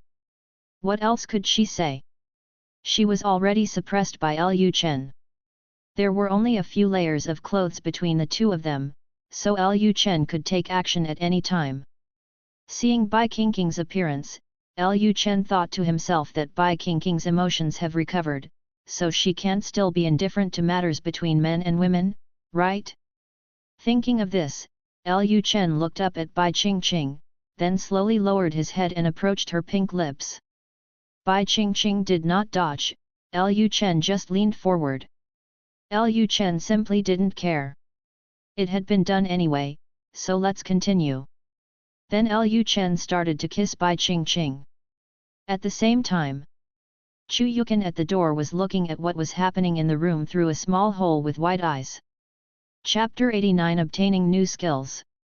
Although the light from the candles in the room was relatively weak, Chu Yukin could still clearly see the faces of the two people in the room and what they were doing. Chu Yukin quickly used her skills to calm down quickly. Then a faint emotion arose in her heart. Bai Qingqing came to the palace during the day, but Lu Chen, a bad guy, sneaked into her bed at night and wanted to have sex with her. Although Chu Yu originally planned to let Bai Qingqing be Lu Chen's maid, but after all, others had just rushed to Beijun, so it was better to let them rest for a while. How could you let someone else sleep with you that night?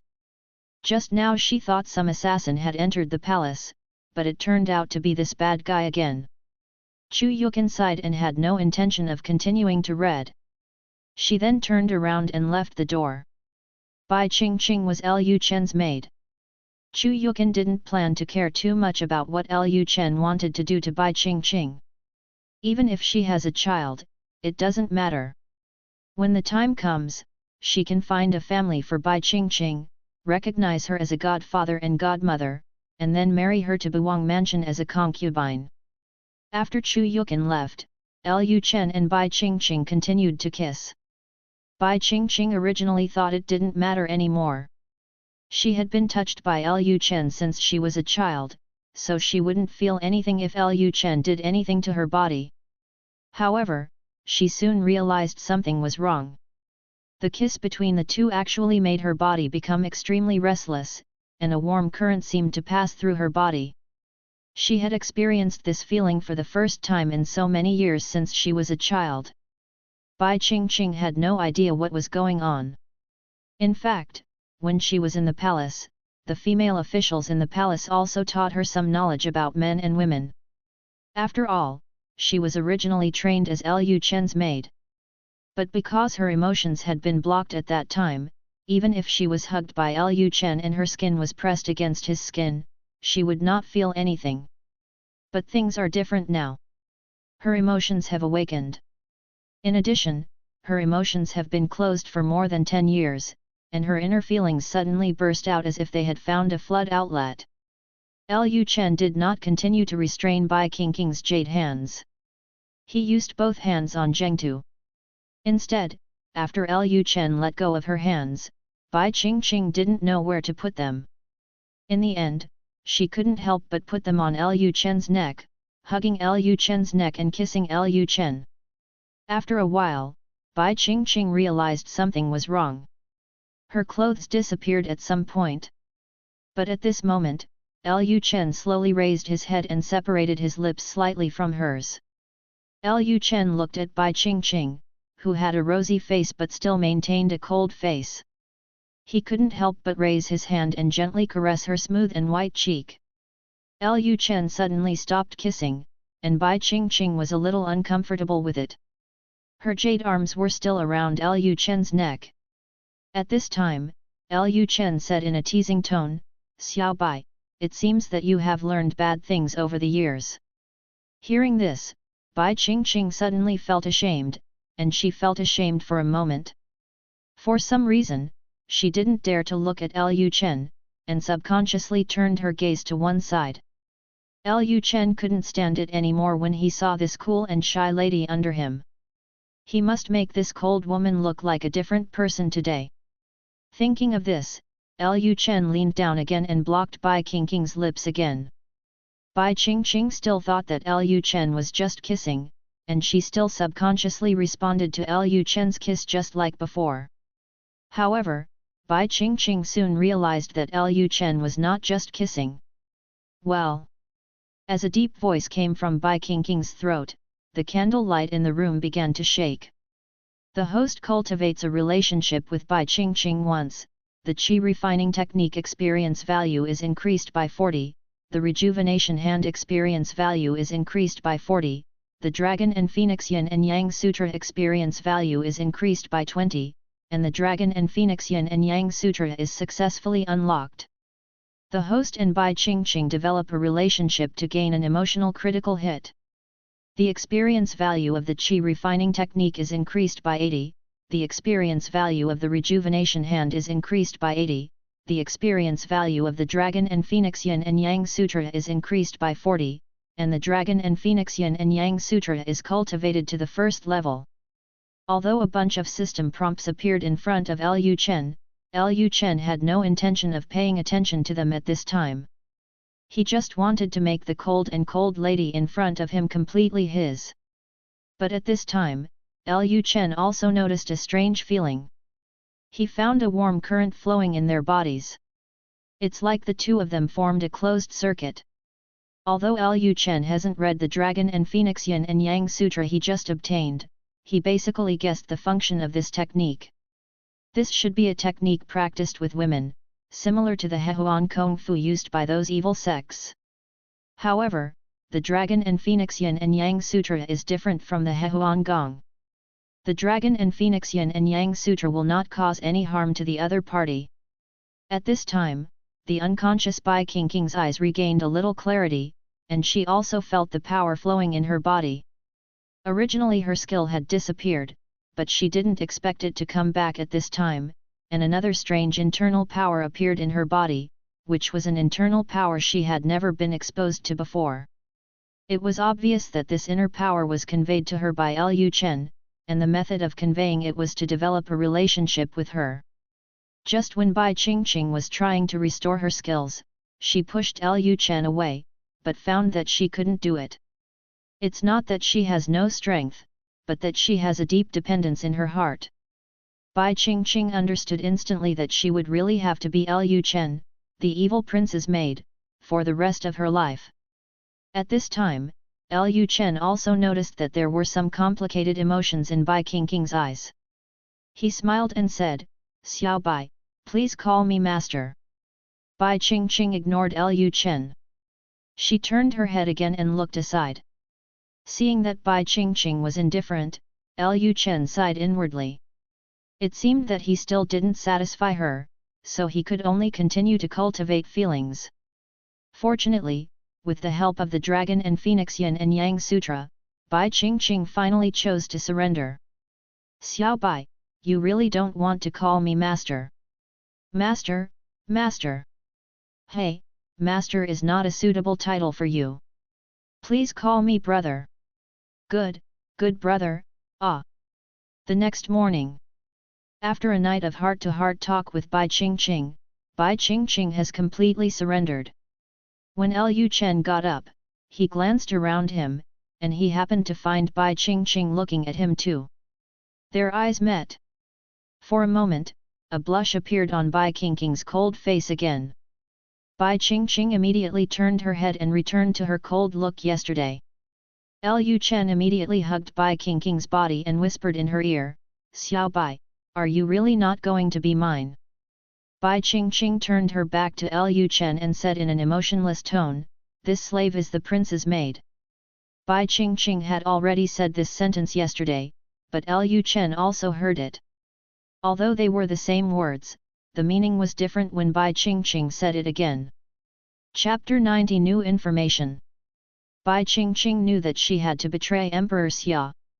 Her identity had been discovered by Lu Chen, and her body had been controlled by Lu Chen.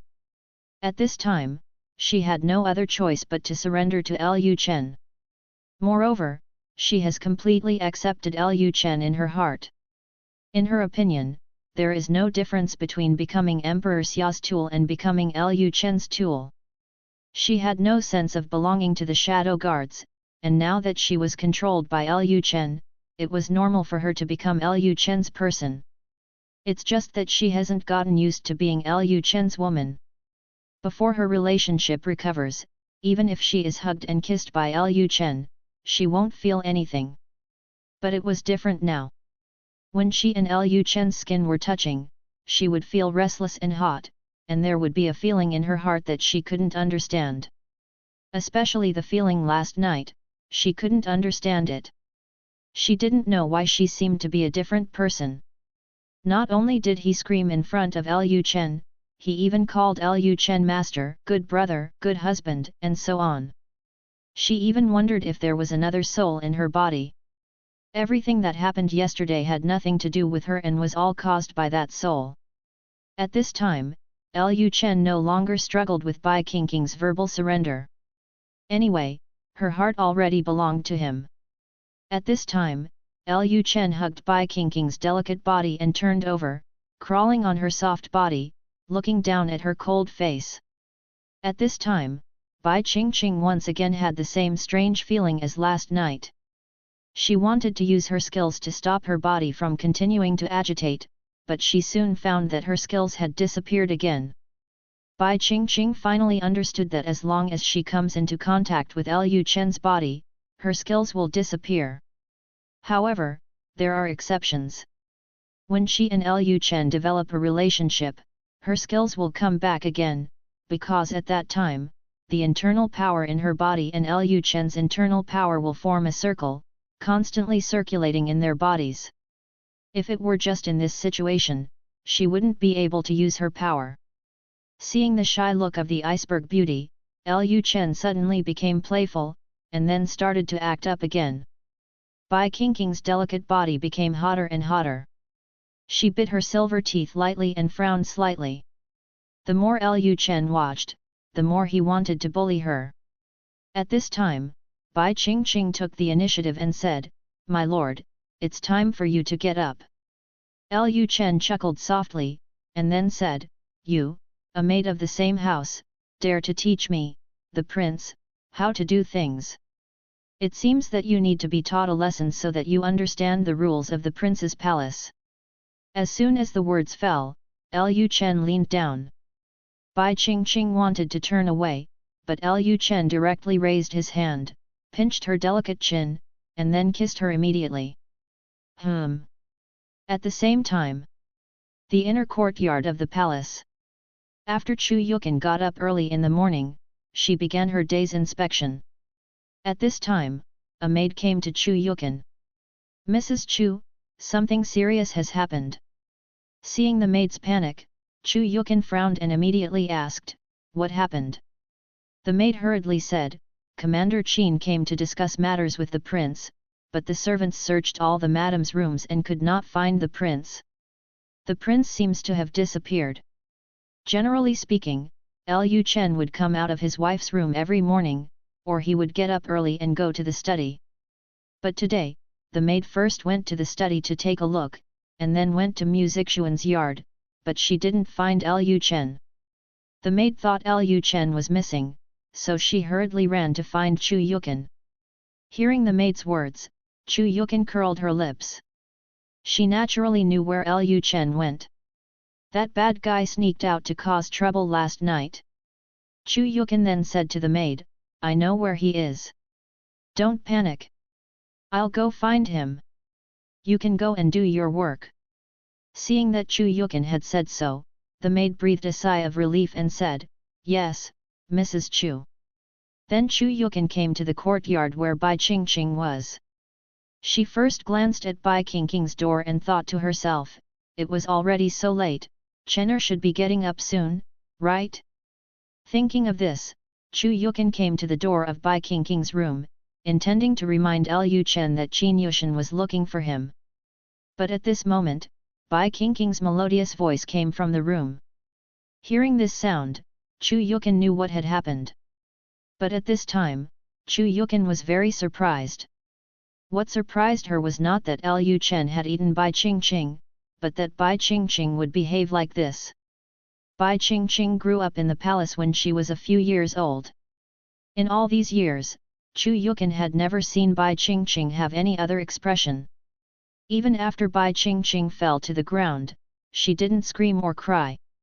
Later, some masters said that she was an emotionless person.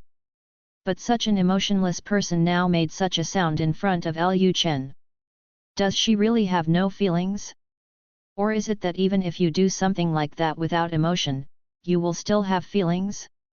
Just when Chu Yukin was thinking this, after Bai Qingqing's high-pitched voice, Lu Chen's voice suddenly came from the room, "Aunt Chu, what do you want from me?" Lu Chen's perception is now very powerful, and he can easily sense when someone is at the door. He actually caught Chu Yukin peeking at the door last night, but Lu Chen didn't care at all, and Lu Chen also knew that Chu Yukin peeked not once or twice. Many times he and Wang Qingkai were playing on the swings in the yard. If Chu Yukin encountered him while patrolling, he would secretly peek at her, and every time Chu Yukin would watch for a while and not walk away immediately. Hearing Lu Chen's words, Chu Yukin was stunned for a moment at the door, and then she remembered that Lu Chen was no longer what he used to be, and she didn't know what level he had risen to. In addition, he practices immortal magic, which must be different from ordinary skills, so it is normal for him to be able to sense people outside the room. However, Chu Yukin's cheeks felt hot when she thought of being caught by Lu Chen while eavesdropping on the wall. Then Chu Yukin coughed and said, "Chener, Commander Qin said he has something to do with you. He has gone to your study to wait for you." Upon hearing this, Lu Chen immediately said, "Oh, okay, I understand, I'll be there right away." Having said this, Lu Chen got up from the bed, then gently stroked Bai Qingqing's cheek, and said with a smile, "Xiao Bai, it seems that you have completely integrated into the role of your maid." Bai Qingqing lay on the bed with a face full of shame, motionless. She really couldn't figure out why she was like this or feeling like that. Is she that kind of woman to begin with? Or is it that he has been completely enslaved by Lu Chen? Not only the body is enslaved, but the soul is also enslaved. Lu Chen then got up and got dressed. While getting dressed, he said, "I'll come see you again in the evening. I have something else to do, so I'll leave first. You can lie down and have a good rest." After putting on his clothes, Lu Chen left the room. Seeing Lu Chen's leaving figure, Bai Qingqing's eyes were filled with complicated emotions. Lu Chen didn't even eat breakfast, so he went directly to the study. At this time, Qin Yushan was already waiting for Lu Chen in the study. After seeing Lu Chen coming, Qin Yushan immediately saluted and said, "See you, Your Majesty." Lu Chen said nodded and asked, "Commander Qin, do you have any new information?" Qin Yushan came to him early in the morning. There must be something important, otherwise he would not come to him so early. Everyone knows that he likes to sleep in with his wives and concubines, so they usually don't disturb him too early. Qin Yushan replied, "Your Majesty, there is a letter from the capital." Commander Liang asked them to find out that the 8th prince had colluded with the barbarians. The 8th prince smuggled a lot of salt and iron to the barbarian Sirius king through the caravan. This time the barbarian army of 300,000 went south. I'm afraid it has something to do with the 8th prince and the Jiangnan family. Having said this, Qin Yushan took out a piece of information from his sleeve that had just arrived this morning. Lu Chen took the information from Qin Yushan's hand, then opened it and looked at it carefully. Lu Chen's face gradually became ugly. He did not expect that the 8th prince Lu Shiyun, a heartless guy who just wanted to assassinate his brother, would now engage in traitorous acts. Chapter 91 Letter from Home. After reading the information sent by Jin Yiwei, Lu Chen's face turned completely dark. In a fit of rage, he tore up the information in his hand.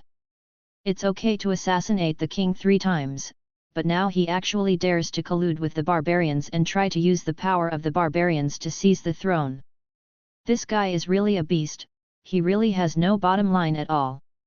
Seeing how angry Lu Chen was, Qin Yushan said cautiously, "Your Majesty, what should we do now? Should we release the news that the 8th prince colluded with the barbarians?" Hearing Qin Yushan's words, Lu Chen calmed down. He did not answer immediately, but fell into deep thought. If the news that Lu Shiyun colluded with the barbarians was released, it would definitely be a blow to Lu Shiyun, but there was no conclusive evidence and there was no way to convict Lu Shiyun. Moreover, Lu Shiyun's crime of treason could not be settled by him as a vassal king. This depends on the court's wishes, mainly his father's wishes. If his father said that Lu Shiyun was treasonous, then Lu Shiyun was the treasonous one. If his father said that Lu Shiyun was not guilty, then Lu Shiyun might not have anything wrong with him. But having said that, Lu Shiyun's mother clan is the Wang family, and the next thing his father needs to do is to clean up the family. If his father knows that Lu Shiyun and the Jiangnan family are colluding with the barbarians, he might use this as an excuse to punish them. Take action? Thinking of this, Lu Chen asked, "Commander Qin, if my father knew that the 8th prince and the aristocratic family colluded with the barbarians to go south, what do you think my father would do?" Hearing this question, Qin Yushan was stunned for a moment.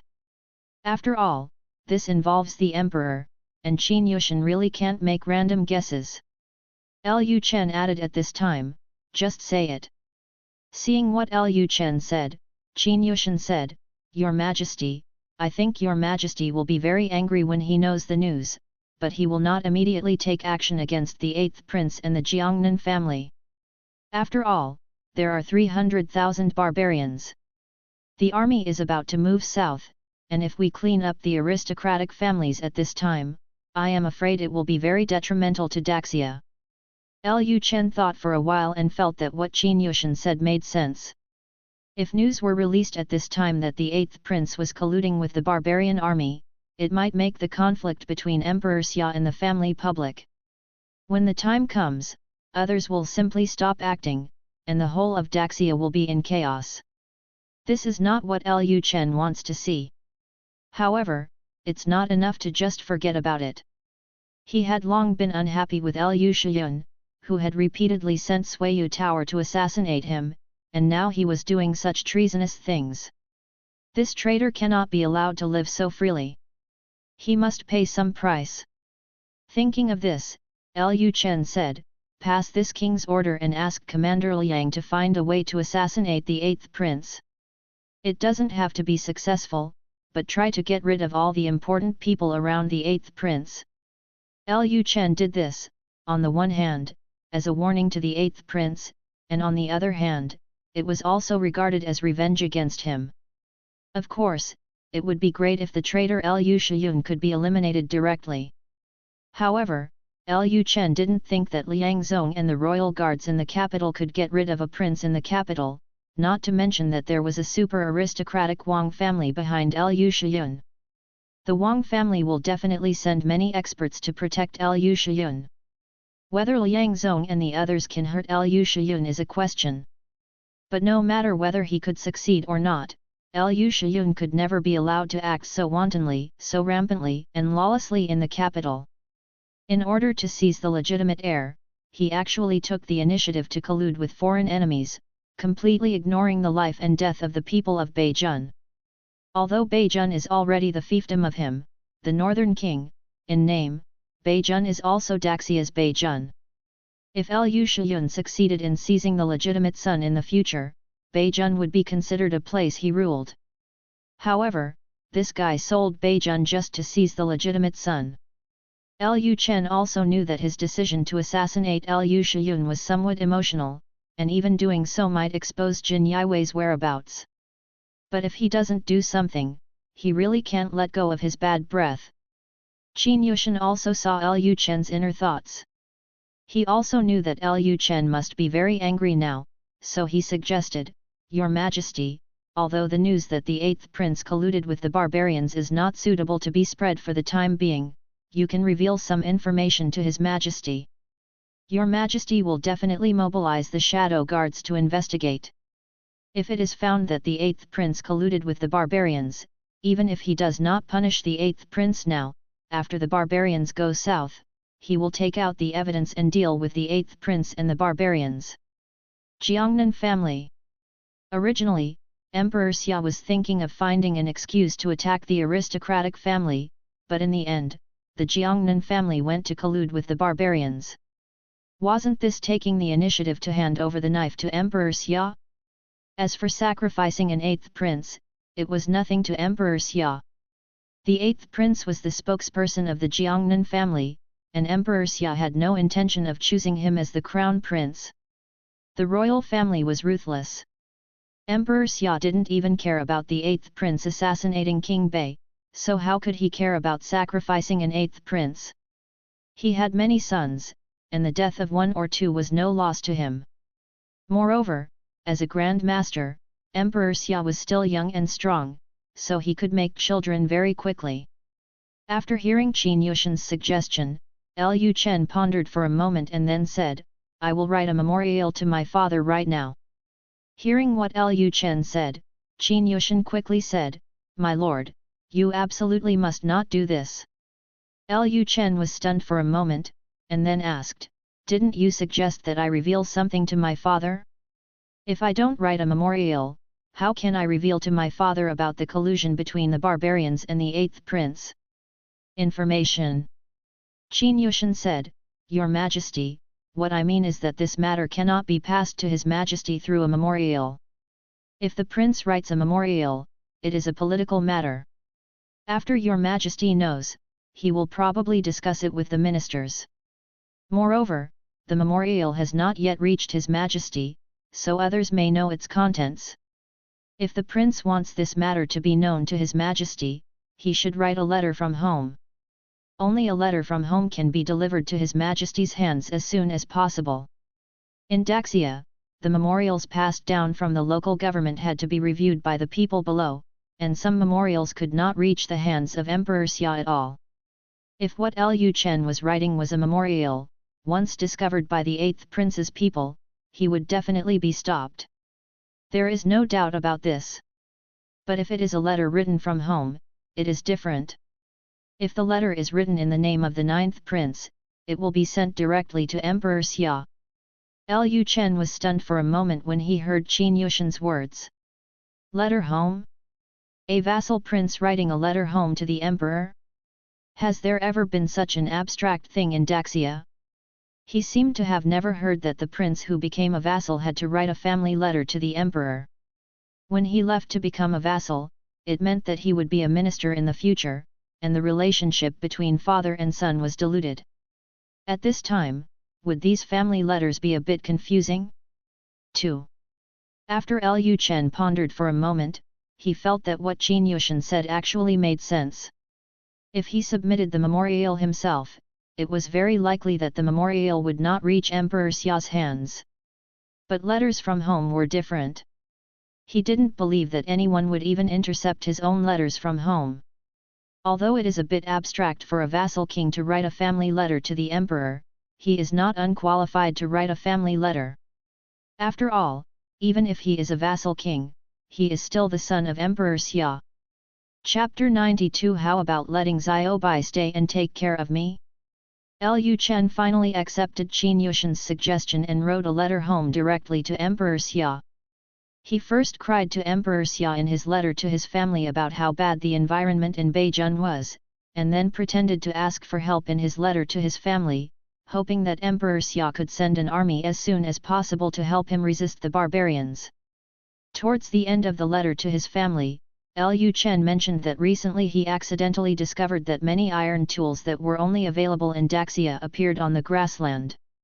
Finally, Lu Chen pretended to be aggrieved and complained in the letter, saying that the 8th prince's caravan often appeared in Beijing recently, and because the 8th prince supported them, they often did not pay the road tax. He hoped that Emperor Xia could punish the 8th prince and make him stop being so arrogant. It would be best if he could pay back the toll tax for the caravans in his hands. The image shown in Lu Chen's letters is that of one who is afraid of death, and looks like a useless person. This is similar to the image he has always shown of being greedy for pleasure and ignorant. And he has not directly said in this family letter that the salt and iron of the barbarians come from the 8th prince, but he believes that Emperor Xia will be able to see what he is talking about. After all, his father is a veteran, so there is no way he wouldn't even notice this hint. After writing the letter home, Lu Chen planned to ask Qin Yushan to send someone to the capital in a hurry. But at this time Qin Yushan said again, Your Majesty, you can't just send a letter home. You also need to write an urgent battle report about the barbarian movements and send it to the capital. It just so happened that our people discovered that the soldiers of King Baixian had gathered at the court of King Tianlang. There is no problem in using the Hongling messenger for this information. Lu Chen was stunned for a moment, then asked, Is it so troublesome? Qin Yushan said, If we just send a letter from home, this letter will not be delivered to His Majesty immediately, but if we take the opportunity of the red silk messenger to deliver the battle report, the messenger can directly send this letter and the battle report will be handed over to His Majesty at the same time. Although Lu Chen wrote a letter from home, there were still some procedures to go through before it was delivered to the emperor. It is not easy for anything to enter the palace. But the emergency battle report is different. In Daxia, the battle report of Hongling messenger must be delivered to the emperor as soon as possible. No one is allowed to block it. Even if the emperor is still sleeping, he must be woken up. Lu Chen also understood what Qin Yushan meant. He then wrote a battle report and hoped that the imperial court would send troops as soon as possible. After both things were written, Qin Yushan immediately arranged for the red silk messenger to send Lu Chen's family letter and battle report to the capital. At this time, Lu Chen was sitting in the study, looking at the map on the table, and fell into silence. After the letter is sent to the capital, his father will most likely ask Bai Qingqing, the deputy commander of the Shadow Guard, to investigate the affairs of the barbarians in Beijun. At that time, he can take advantage of it and ask Bai Qingqing to provide some evidence that the 8th prince colluded with the barbarians. Send it up. Of course, it is not easy to collect evidence that the 8th prince and his family colluded with the barbarians. After all, the evidence is all with the barbarians. So the most important thing they have to do now is to defeat the barbarians. Only in this way can they obtain evidence from the barbarians that Lu Shiyun colluded with the barbarians. Only then will the evidence be used as an excuse by Emperor Xia to deal with the aristocratic family. As for what would happen to the 8th prince and the aristocratic family in the end, Lu Chen didn't care at all. These guys are unkind and unjust, so don't blame him. Just as Lu Chen was looking at the map, there was a knock on the door. Lu Chen came to his senses and said, "The door is open, come in." The next moment, Chu Yukin opened the door and entered the study. Seeing Chu Yukin's graceful figure, the seriousness on Lu Chen's face disappeared, and he asked with a smile, "Aunt Chu, do you have anything to do with me?" Chu Yukin said, "Chener, do you plan to let the people from the palace go south to Anping City this time? You have to keep some people around you to take care of you, right?" After hearing this, Lu Chen thought for a moment and then said, "Why don't you let Xiao Bai stay and take care of me?" Hearing Lu Chen mention Bai Qingqing, Chu Yukin glanced at Lu Chen faintly, and she knew that Lu Chen would choose Bai Qingqing. First of all, Bai Qingqing has a certain level of strength, and Bai Qingqing has just come to the palace. Although Lu Chen and Bai Qingqing have known each other since childhood, after all, they have been separated for so many years, which is somewhat new to Lu Chen. Moreover, Bai Qingqing looks more cool and beautiful. Lu Chen must like her body very much. Chu Yukin then asked, "Is she the only one? Aren't you going to stay with that fox from Beihualu?" Hearing this, Lu Chen was silent for a moment. Chu Yukin continued, "The third assassination attempt at Suiyu Tower has failed. I'm afraid the 8th prince has noticed Wang Qingkai's strange behavior. In my opinion, there is no need for her to continue to stay at Beihua Tower. It's better to just arrange for her to be your slave girl and serve you in the palace every day. And she's also pretty strong. She might be able to protect you at critical moments." Chu Yukin thought to herself that Wang Qingkai was also a 9th grade warrior after all. If she was by Lu Chen's side, she would be a good human shield if Lu Chen was in danger. Lu Chen pondered for a moment and then said, "No, let her follow you to Anping City." Hearing Lu Chen's words, Chu Yukin confirmed, "Is Xiao Bai really going to be left alone?" Lu Chen nodded and said with a smile, "Xiao Bai is enough alone. And I'm also worried that if I'm not in Anping City, then that beast in the capital will send people to come and cause trouble for you. Wang Qingkai is a half-step master. With her, Zixuan and the others' safety will be guaranteed." Chu Yukin was a little surprised when she heard Lu Chen's words. Wang Qingkai is already a half-step master? Wouldn't that be the same as my own realm? When she thought of this, Chu Yukin always felt a little unhappy. She had always felt uncomfortable seeing that foxy girl. Lu Chen's wives and concubines all respect him more, but the foxy one always runs up to her and says things like the prince is so powerful and the prince can make people fly. It seemed that in that Humii's view, she was Lu Chen's woman just like her, so she spoke so unscrupulously in front of him. If it weren't for Lu Chen's face, she would have taken action against Wang Qingkai. After Chu Yukin came back to her senses, she sighed and said, "Chener, I won't ask you more questions about what you want to do, but I still want to remind you that if you are really in danger, you really can't resist the barbarians. If we attack, just run south. The current situation in the capital is relatively turbulent. Your Majesty will most likely not send too many soldiers north. The only one you can rely on is yourself. Even if you fail to defend Beijun, the people of Daxia will not laugh at you. At least you took the initiative to fight against the barbarians. Lu Chen's image in the hearts of the people has hit rock bottom. Even if he really abandons Beijun and runs away, the people of Daxia won't be surprised. On the contrary, Lu Chen's decisive battle with the barbarians in Yanchinch will make the people think that King Bei still has some backbone, and his image in the hearts of the people can rebound. Hearing Chu Yukin's reminder, Lu Chen smiled slightly, and then said, "Don't worry, Aunt Chu, I still cherish my life. If I really can't defeat the barbarians, I know what to do."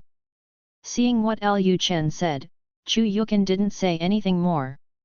She turned around and said, "Okay, I'll go on patrol first. You can do your work." After finishing her words, Chu Yukin turned and left the study. 2 days later. The entrance to the palace. The convoy heading south from the palace was ready. Lu Chen stood at the door of the palace and said goodbye to his wives and concubines one by one. Chapter 93 Farewell. Zhou Yuyu and Zhou Xiaoxiao lay in Nan Lucan's arms, sobbing non-stop. Zhou Yuyu's eyes were red from crying. Zhou Xiaoxiao wiped her tears and said, "My lord, if you can't stop the barbarians, you must go south." Zhou Yuyu hugged Lu Chen's waist and laid her head on Lu Chen's chest. "Oh. Your lord, I will be waiting for your good news in Anping City."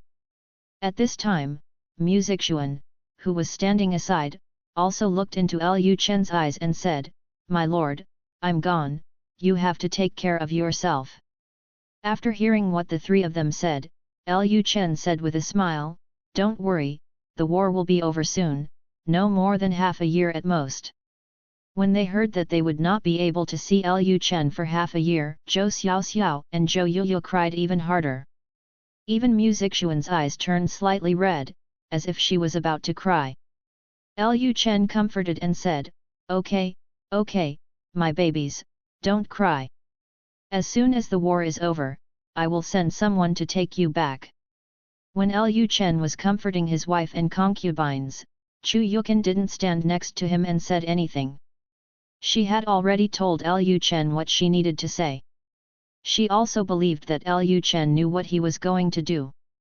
Chu Yukin came to Bai Qingqing and said to Bai Qingqing, "Xiao Bai, in the next few months, I will only be by Chener's side. Chener's safety depends on me. Here you go." Chu Yukin said that only Bai Qingqing was by Lu Chen's side, which naturally meant Lu Chen's woman. It was impossible that no one was left in the palace, and most of the servants and maids in the palace were left behind. After all, Lu Chen is still living in the palace, and it is impossible to let all the maids and servants leave the palace. If all the maids and servants leave, who will take care of Lu Chen? After hearing Chu Yukin's words, Bai Qingqing softly said hum and said nothing more. To be honest, Bai Qingqing did not expect that Lu Chen would only leave her as a woman by his side, which also made Bai Qingqing feel more worried. Bai Qingqing felt a little panicked when she thought of Lu Chen doing that kind of thing with her. After Lu Chen's wives and concubines were gone, she was the only woman left. Then wouldn't she have to cultivate a relationship with Lu Chen every day? Even though she was a strong master, Bai Qingqing's slender legs trembled slightly when she thought of Lu Chen's ferocity. At this time, Wang Qingkai came to Lu Chen and was about to leave Lu Chen. As the person who was tormented the most by Lu Chen, Wang Qingkai felt very reluctant to leave. She looked into Lu Chen's eyes and asked, "My lord, do you really not want me to stay with you?" Lu Chen said, "No need, although you are my slave girl, you are also my woman. I don't want to see my woman get any harm." Hearing this, Wang Qingkai suddenly felt extremely warm in her heart. She always thought that Lu Chen only used her as a tool to vent, but she didn't expect that Lu Chen still cared about her in his heart. At this time, Lu Chen suddenly thought of something, and then said, "By the way, you will withdraw from Yunyu Pavilion from today on, and there is no need to continue to lurk." Hearing this, Wang Qingkai was stunned for a moment. In fact, she had always wanted to prove her worth by lurking in Yunyu Pavilion. As long as the 8th prince continues to cause trouble for Lu Chen, she can get information in advance, and her value will be reflected. Lu Chen continued, "After coming to Beijun, I suffered 2 assassinations from the Blood Moon Tower. As a result, you were fine both times. No matter how stupid Lu Shiyun is, he can see that you have rebelled." After hearing what Lu Chen said, Wang Qingkai thought about it and felt that it made sense. However, if she no longer lurks as an undercover agent, how can she prove her worth? Is it possible that she will really stay by Lu Chen's side every day and serve as his scabbard? Lu Chen saw that Wang Qingkai's expression was a little disappointed, so he continued, "After the war with the barbarians is over, I will arrange a job suitable for you." Hearing this, Wang Qingkai's eyes lit up and he immediately asked, "My lord, are you telling the truth?" Although he didn't know what kind of work Lu Chen would arrange for himself, it was better than being idle. Lu Chen nodded and said, "Yes." Although he has not yet thought of arranging any work for Wang Qingkai, he has no intention of leaving Wang Qingkai idle. When a charming woman like Wang Qingkai is in front of him, it is easy for him to lose control of himself. Although the women around him are all very beautiful, it is Wang Qingkai who can drive him crazy. After all, she has the identity of a slave girl. When Lu Chen thinks that Wang Qingkai is his slave girl, Lu Chen thinks about killing her every time. Do it. This kind of woman is still not suitable to stay by his side all the time. If Wang Qingkai deceives her feelings away, how can the other wives and concubines around him give him children? At the same time, in the distance, Chen Wanrong and Lin Wanyun stood quietly, watching Lu Chen say goodbye to his wives and concubines one by one. This scene surprised both of them. They both said that Lu Chen was a dissolute prince. They didn't expect that Lu Chen's wives and concubines had such a deep relationship with Lu Chen. Sure enough, all the information about King Bei collected by Swanyu Palace was false, and none of the information describing King Bei was consistent with King Bei. Of course, Chen Wanrong didn't think that there was a problem with their Swanyu Palace's intelligence. She did think that King Bei was hiding deep and was not an ordinary person. Otherwise, the outside world wouldn't be able to spread rumors that King Bei is a waste. Lin Wanyun sighed next to Chen Wanrong and said, "I hope the Northern King can successfully resist the barbarians from going south and survive." After all, Lu Chen was the son of her good friend. Lin Wanyun sincerely hoped that he could survive. This had nothing to do with her position. As for using Lu Chen's blood to make the dragon curse, that's a story for another day. Lin Wanyun glanced at Chen Wanrong at this time. Chen Wanrong looked quietly at Lu Chen, who was saying goodbye to his wives and concubines not far away. This scene reminded her of the scene when her father sent them away from the imperial city of Chen Kingdom. They were so reluctant to leave at that time. When she returned to the imperial city of Chen Kingdom, everything had changed. Her father and the royal family members had all turned into withered bones. At this time, Chen Wanrong faintly wanted to give up using Lu Chen to make the dragon subduing curse. She didn't want to ruin this beautiful picture. After everyone said goodbye to Lu Chen said, "Okay, let's set off and try to get to Anping City as soon as possible." After Zhou Yuyu and Zhou Xiaoxiao got on the carriage, they kept saying at the window, "My lord, please take care of yourself. Your Majesty, I will always be waiting for news from you, woo woo woo." Lu Chen didn't cry like his wives and concubines, he smiled and waved goodbye to them. Looking at the convoy gradually going away, Lu Chen suddenly felt his body relax. Now that his important people were gone, he could prepare for a decisive battle with the barbarians. Then Lu Chen turned around and returned to the palace. This time, Mu Zixuan's convoy heading south was very large. It included not only the convoy of the royal family, but also the convoy of the Mu family, and even some civilians. For their safety, Lu Chen specially asked Mu Xingping to lead a group of royal guards to escort them south, and also arranged for several 9th-level warriors. Safety is definitely no problem.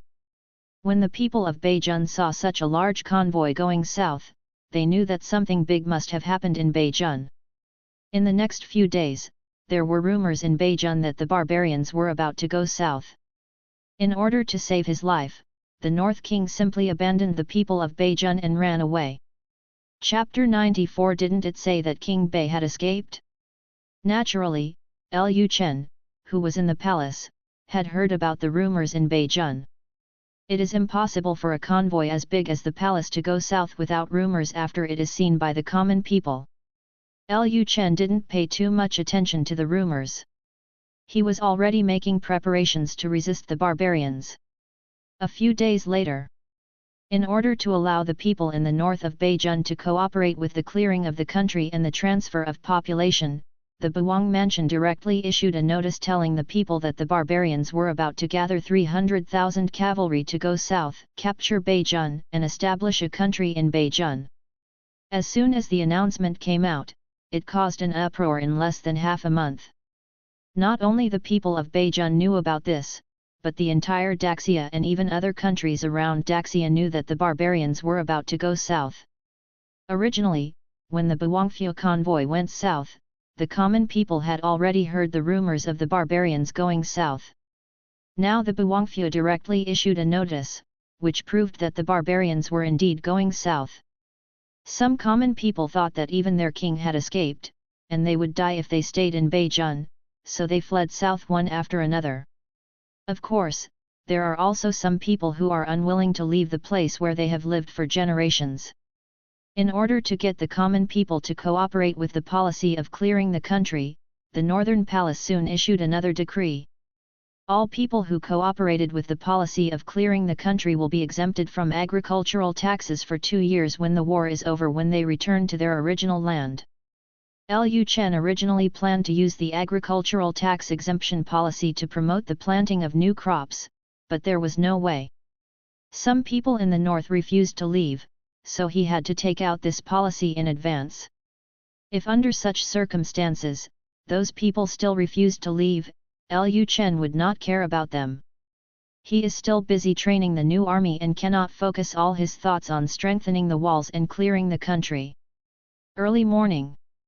After Lu Chen got up, he glanced at the iceberg beauty in his arms. Bai Qingqing happened to be watching him too, and Bai Qingqing always woke up before him. Seeing Lu Chen looking at her, a blush appeared on Bai Qingqing's cold face, and she immediately turned her head and looked away. After Lu Chen's wife and concubine left, Lu Chen came to her bed every night. Her body and mind completely belonged to Lu Chen, but she still did not dare to look directly into Lu Chen's eyes. Seeing Bai Qingqing's shy look, Lu Chen smiled slightly. After these days of exploration, he already understood how to use the Dragon and Phoenix Yin and Yang Sutra. The function of the Dragon and Phoenix Yin and Yang Sutra is to speed up one's own cultivation, increase the speed at which one absorbs spiritual energy, and at the same time enable the woman to embark on the path of cultivation. In other words, the Dragon and Phoenix Yin and Yang Sutra is a dual cultivation method. Lu Chen planned to bring Mu Zixuan and the others back after the barbarian war was over, and practice the Dragon and Phoenix Yin and Yang Sutra with them. Although it is unlikely that they will become immortals in this world with thin spiritual energy, it is still possible for them to live longer or stay young and beautiful. At this time, Lu Chen got up from the bed. He didn't plan to say good morning to Bai Qingqing today. He still had important things to do today. After getting up, Lu Chen simply ate something and then rode his horse to the new army camp. When the people in Yancheng saw Lu Chen riding a horse, they were extremely shocked and started talking. "Didn't you say that King Bei has escaped?" "Yes, I personally saw the princess in her carriage heading south." Then why is King Bei still in Yancheng?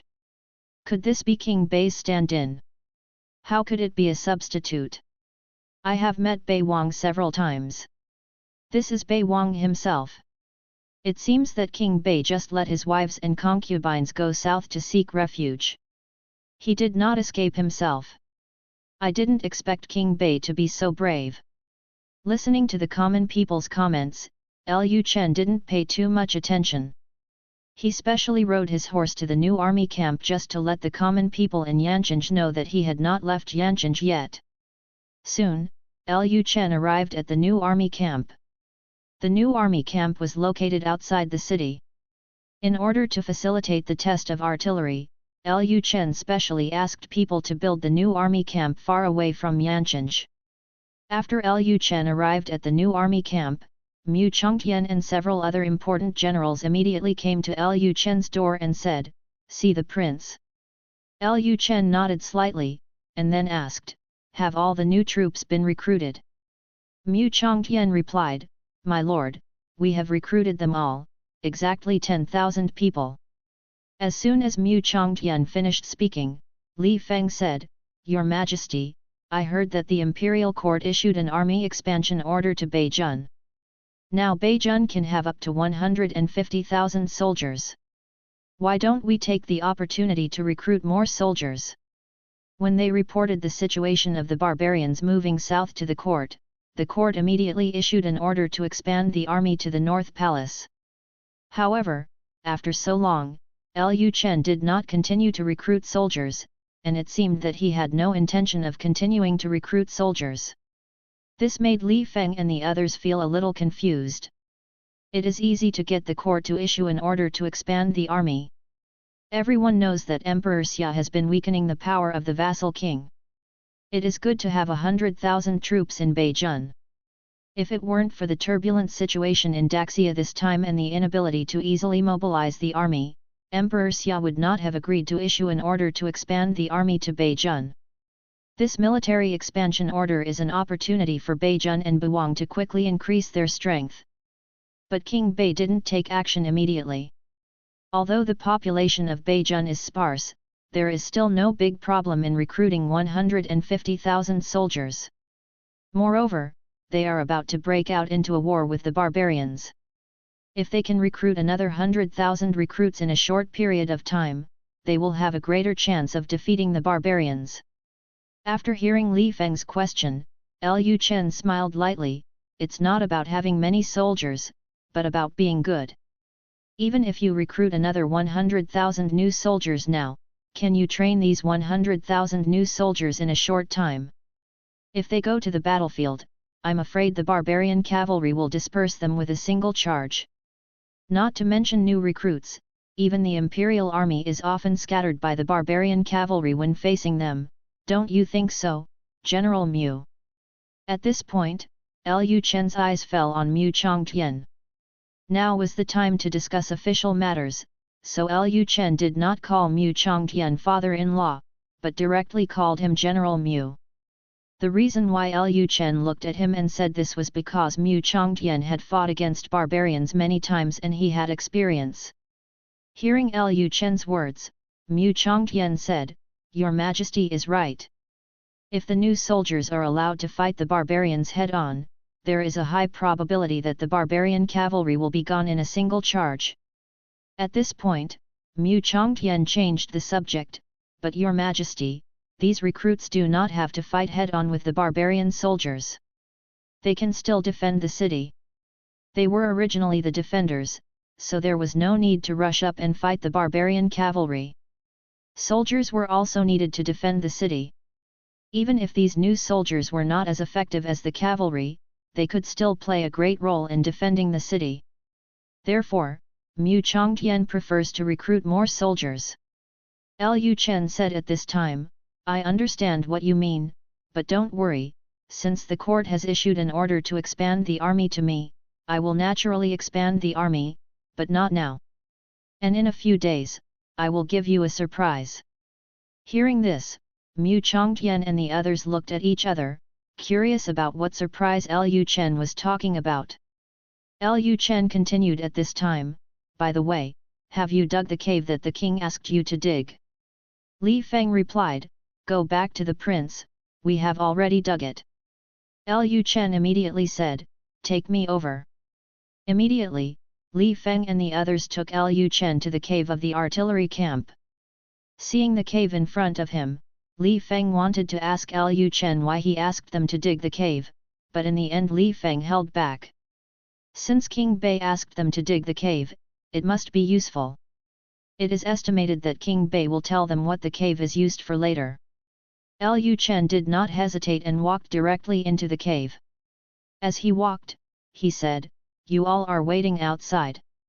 No one is allowed to come in without my order. After hearing Lu Chen's words, everyone immediately stopped. After Lu Chen entered the cave, he opened the system backpack and took out a 122 mm towed howitzer. Then Lu Chen glanced at the howitzer's data. Caliber 122 mm, range 18,000 meters, muzzle velocity 690 meters/s, projectile weight 33.4 kilograms, total weight 3,400 kilograms, fragmentation grenade kills half a pound 15 to 30 meters away. Subscribe to Chinese Novel Audio Wave. Chapter 95 Test Gun. After reading the data of the 122 mm howitzer, the corners of Lu Chen's mouth raised slightly. With such a powerful weapon, the barbarian cavalry is nothing. It's a pity that there are too few shells, only 1,000 shells. 200 howitzers, but only 1,000 shells. The system is really stingy. Although 1,000 rounds may seem like a lot, a howitzer only has 5 shells. Not only that, when he trains the new army, he also wants to let the soldiers see how the shells are fired. Teaching soldiers to use 122 mm howitzers will waste some shells. By the time they get to the battlefield, there will not be 1,000 shells left. At this time, Lu Chen said to the people outside, okay, come in. Hearing Lu Chen's voice coming from the depths of the cave, Mu Chongtian and others immediately went in. After everyone entered the cave, they were stunned when they saw the howitzer in front of them. What is this? Was there anything like this in the cave before? Unlike Mu Chongtian and Mu Jingguo, Li Feng and others had seen Lu Chen pull out weapons out of thin air, so they were not too surprised by the howitzer that suddenly appeared in the cave. However, Li Feng and the others were still extremely excited. They found that the shape of this howitzer was very similar to the mysterious weapon that Lu Chen had in his hands before, except that it was larger. In Li Feng's view, the howitzer in the cave was an enlarged version of the barret in Lu Chen's hand. They thought that the mysterious weapon in Lu Chen's hand could kill a Grand Master, so wouldn't this weapon be able to kill even a Grand Master? Mu Chongtian looked at the howitzer in front of him carefully at this time, and then asked, Your Majesty, what is this? Lu Chen said calmly, Howitzer, let the soldiers pull it out, and I will show you the power of this weapon. After hearing Lu Chen's words, everyone was stunned for a moment, but soon several soldiers surrounded them, and they immediately pushed the howitzer outside. Although I don't know what kind of weapon this thing is, I can feel it from its weight and the metal materials used to make it. This weapon must not be simple. Mu Chongtian and the others are no longer obsessed with how this weapon appeared in the cave. They just want to know what kind of power this weapon has.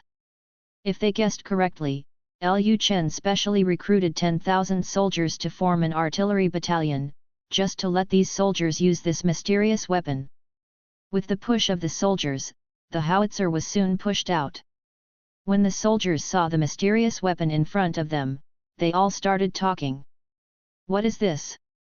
It should be some kind of siege weapon, right? It has wheels, it should be a siege vehicle. Why did the prince ask them to push the siege truck to this place? I don't think it looks like a siege vehicle. You see, this thing seems to be made of all metal. If it were a siege vehicle, it would be too heavy.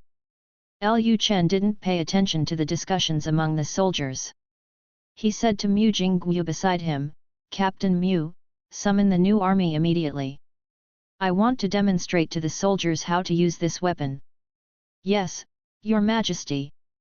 Mu Jingguo quickly summoned the 10,000 soldiers, and then they pushed the howitzer to an open place.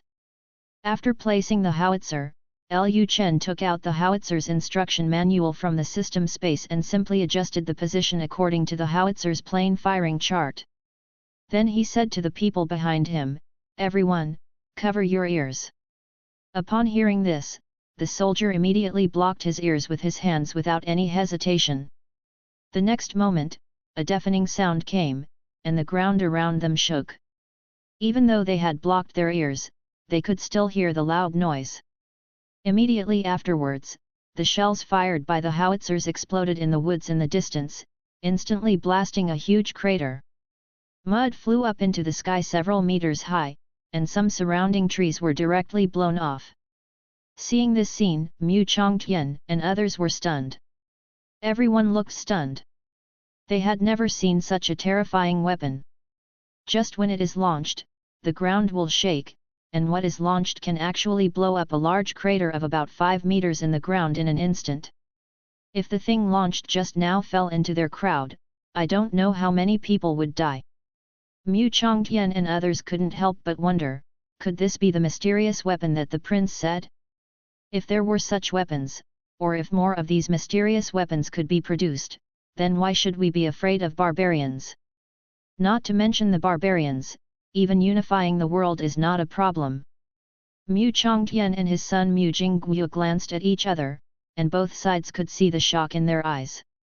They originally speculated whether King Bei deliberately came to Beijun to lie dormant, mainly to accumulate strength and prepare for unifying the world in the future.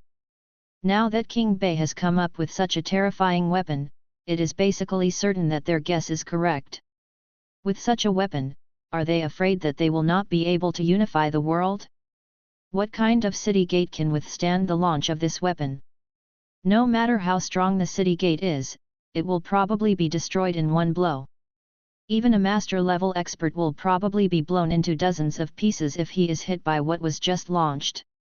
So this is Bei Wang's trump card. At this time, Lu Chen turned his head and looked at the people behind him who were shocked and speechless. "General Mu, what do you think of my king's mysterious weapon? Can it withstand the barbarians' 300,000 cavalry?"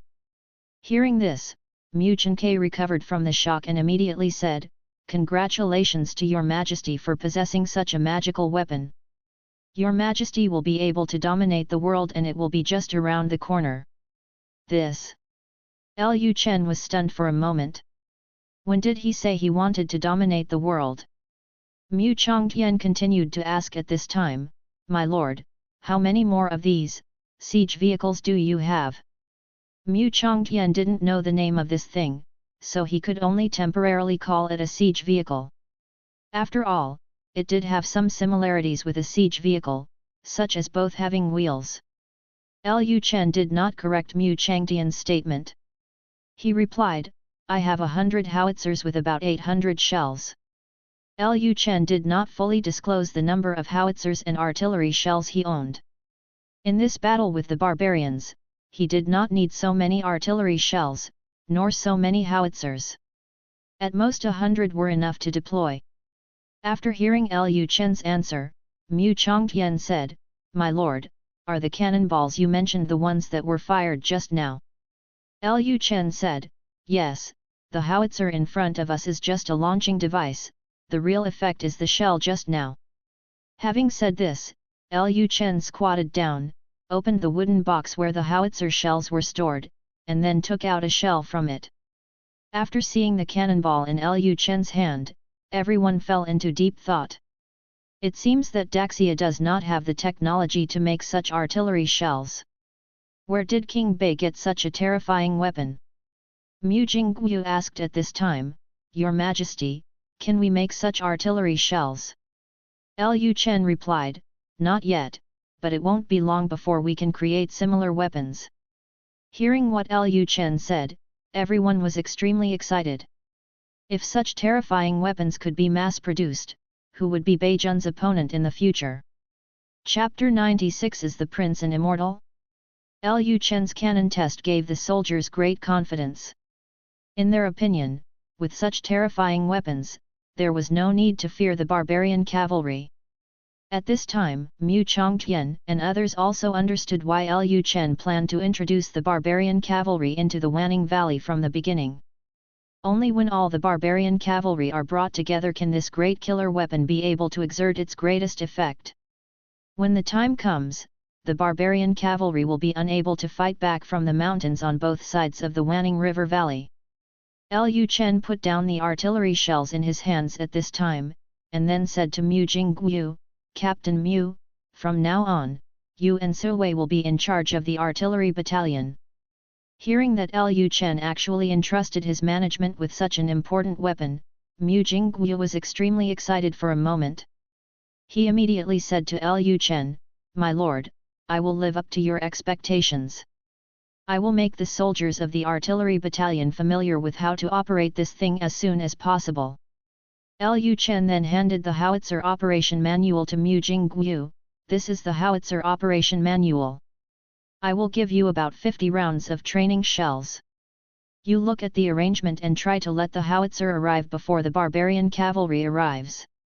Every soldier in the artillery battalion understands how this thing works." Mu Jingguo said, "Yes, Your Majesty."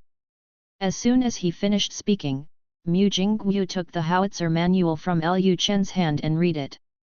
Lu Chen thought to himself that there must be a certain threshold for using a howitzer, but as long as the soldiers are familiar with the operation of the howitzer, even if the soldiers cannot read the firing meter.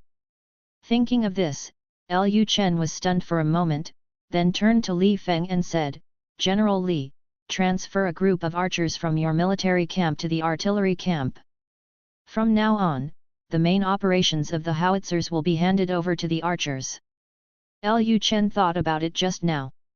Not being able to read the shooting chart is indeed a big problem for the soldiers. However, when the archers are shooting arrows, they know how to adjust the angle and hand the howitzer to them. Even if they can't understand the shooting table, and also knows how to adjust the shooting angle. As for the new recruits, let them do the logistics. For example, let the new recruits do things like transporting the artillery shells and loading the artillery shells. Li Feng said, "Yes, Your Majesty." Lu Chen continued, "General Li, go and summon the archers now. I happen to be in the artillery camp today. If you have anything you don't understand about howitzers, you can ask me." "Yes, Your Majesty." Li Feng turned around quickly, then left the artillery camp on horseback and went to another military camp to mobilize archers. For the next whole day, Lu Chen stayed with the soldiers in the artillery camp. Lu Chen also discovered that it was indeed similar to what he thought. It was easier for archers to understand the shooting angle of howitzers than ordinary soldiers. In just one afternoon, the archers brought by Li Feng basically understood how to shoot. Some archers could even understand the shooting watch in Lu Chen's hand. This made Lu Chen feel relieved. It seemed that the ancients were not as stupid as he thought. At first, he was worried that the soldiers would not know how to use the howitzer because they could not read the firing meter. Now it seemed that he was overthinking it. They just don't know how the howitzer works, but they can learn how to use it quickly. In the evening, Lu Chen asked a few soldiers who learned quickly to operate the howitzer themselves, and he was very satisfied with the result. Although the soldier did not let the artillery shell fall to the designated position, it was about a few meters away, but the killing range of his howitzer was 15 to 30 meters. Once the barbarian cavalry entered the Wanning Valley, it is no exaggeration to say that they would be stunned even with their eyes closed. If it can hit, this little error is nothing at all.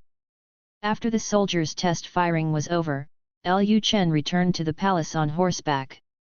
At this time, Mu Chongtian and others were standing on the mountain, looking at the large craters left by the test-fired howitzers in the distance, and were silent for a long time. After a while, Mu Chenke asked, "General Li, where did the prince get this mysterious weapon? You have followed the prince since he came to Beijing, so you should know something about it, right?" Li Feng said, "My subordinates don't know either." Mu Chongtian smiled and said at this time, General Li, I am no longer Duke Mu. We are on the same level now. You don't have to treat each subordinate at the same time. If the prince knew about this, I'm afraid he would think too much about it. When Li Feng was in the Huban army, he was indeed Mu Changtian's subordinate, but now he is no longer in the capital, and Mu Changtian is no longer Mu Kuagong. Li Feng himself has been reused by Lu Chen. If he still thinks that he is Mu Changtian's subordinates, aren't they suspected of forming cliques? Mu Changtian still has some political consciousness. No king wants his subordinates to get too close. If a subordinate gets too close, the king will feel a sense of crisis.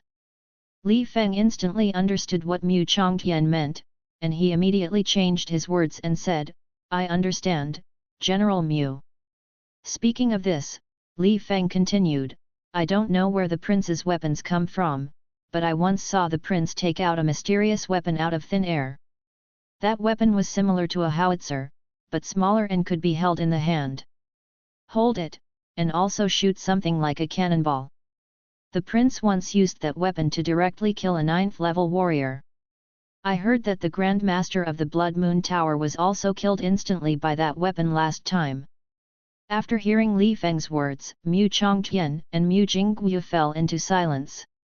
Instantly kill 9th-level warriors and masters. Are the mysterious weapons in King Bei's hands so terrifying? Mu Changtian suddenly thought of something at this time, so he asked, wait a minute, you just said that King Bei took out weapons out of thin air.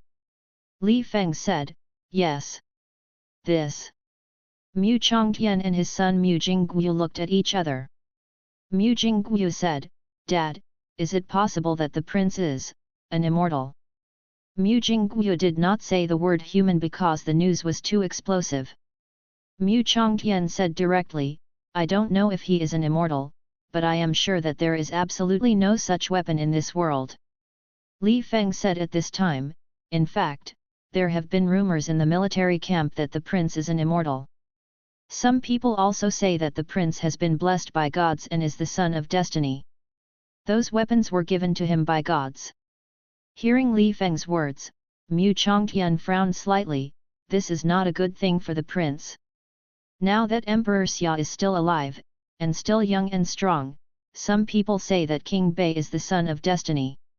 If King Bei is the son of destiny, then who does Emperor Xia mean? But it is not wrong to say that King Bei is the son of destiny. If he didn't have a little bit of immortality, he wouldn't be able to come up with such a terrifying mysterious weapon. Mu Changtian looked at Mu Jingguo and said, Jingguo, the prince has put such an important weapon in your hands. This is a sign of respect for our Mu family. You must not let down the prince's expectations. Mu Jingguo said, don't worry, I will definitely let the soldiers in the artillery battalion fully learn how to use the howitzer before the barbarians arrive. After hearing Mu Jingguo's answer, Mu Changtian also left the artillery camp with confidence. They all already tacitly agreed that Lu Chen was an immortal, or that he was destined to be an immortal. Chapter 97 The Assassination of the Eighth Prince. Half a month flies by in a blink of an eye. Capital, the Eighth Prince's residence, study room. Lu Shiyun looked at the information in his hand, clenching his teeth tightly, and his eyes were bloodshot. He was now too angry to speak. In the past, when he was angry, he would throw things, but the information he received today made him so angry that he even forgot to throw things. He was so angry that he was shaking and even started to sweat on his face. He never expected that the owner of the Blood Moon Tower would lead so many 9th-grade warriors to personally assassinate a useless prince, but they would all fail. The owner of the Blood Moon building is a veritable master. Even if there is a mysterious master in the North Palace, the owner of the Blood Moon Tower will have no problem holding him back.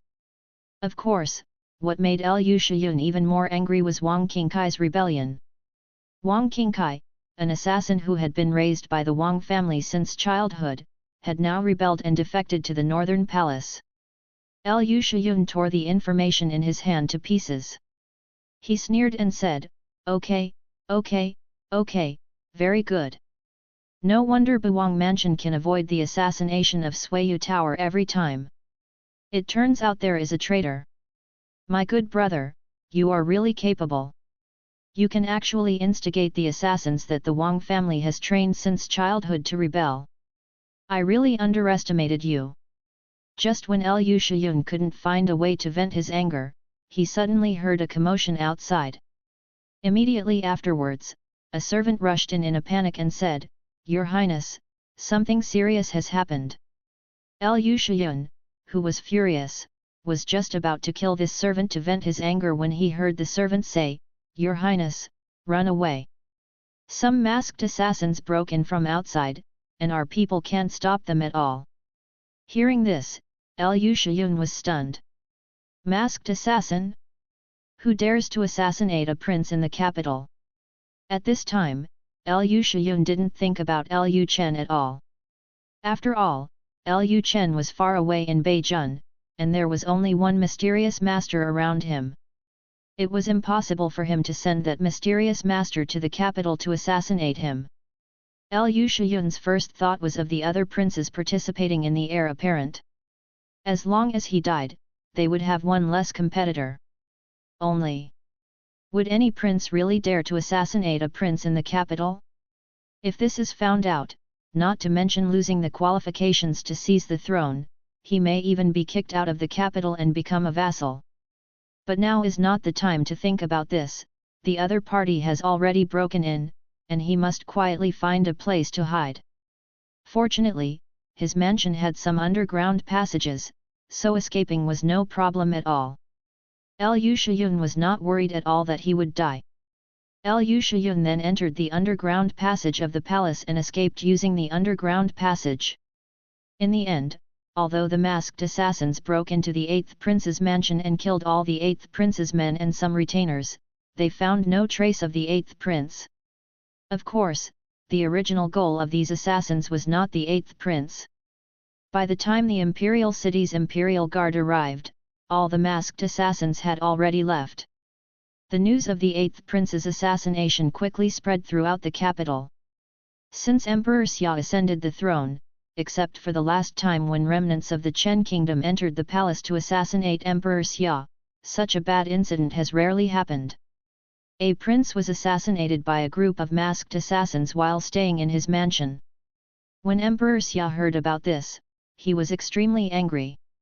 Since he ascended the throne, few people have dared to cause such trouble in the imperial city.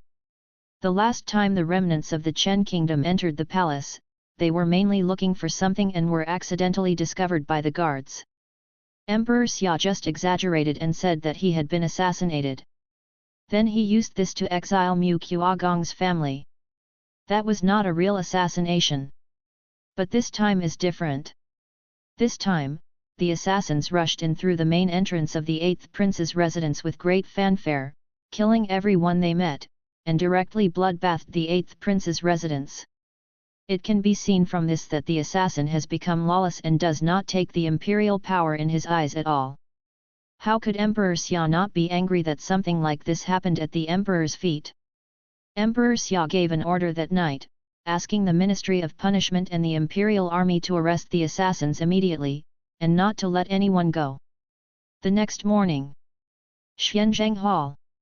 Early in the morning, the officials came to Xianzheng Hall and waited.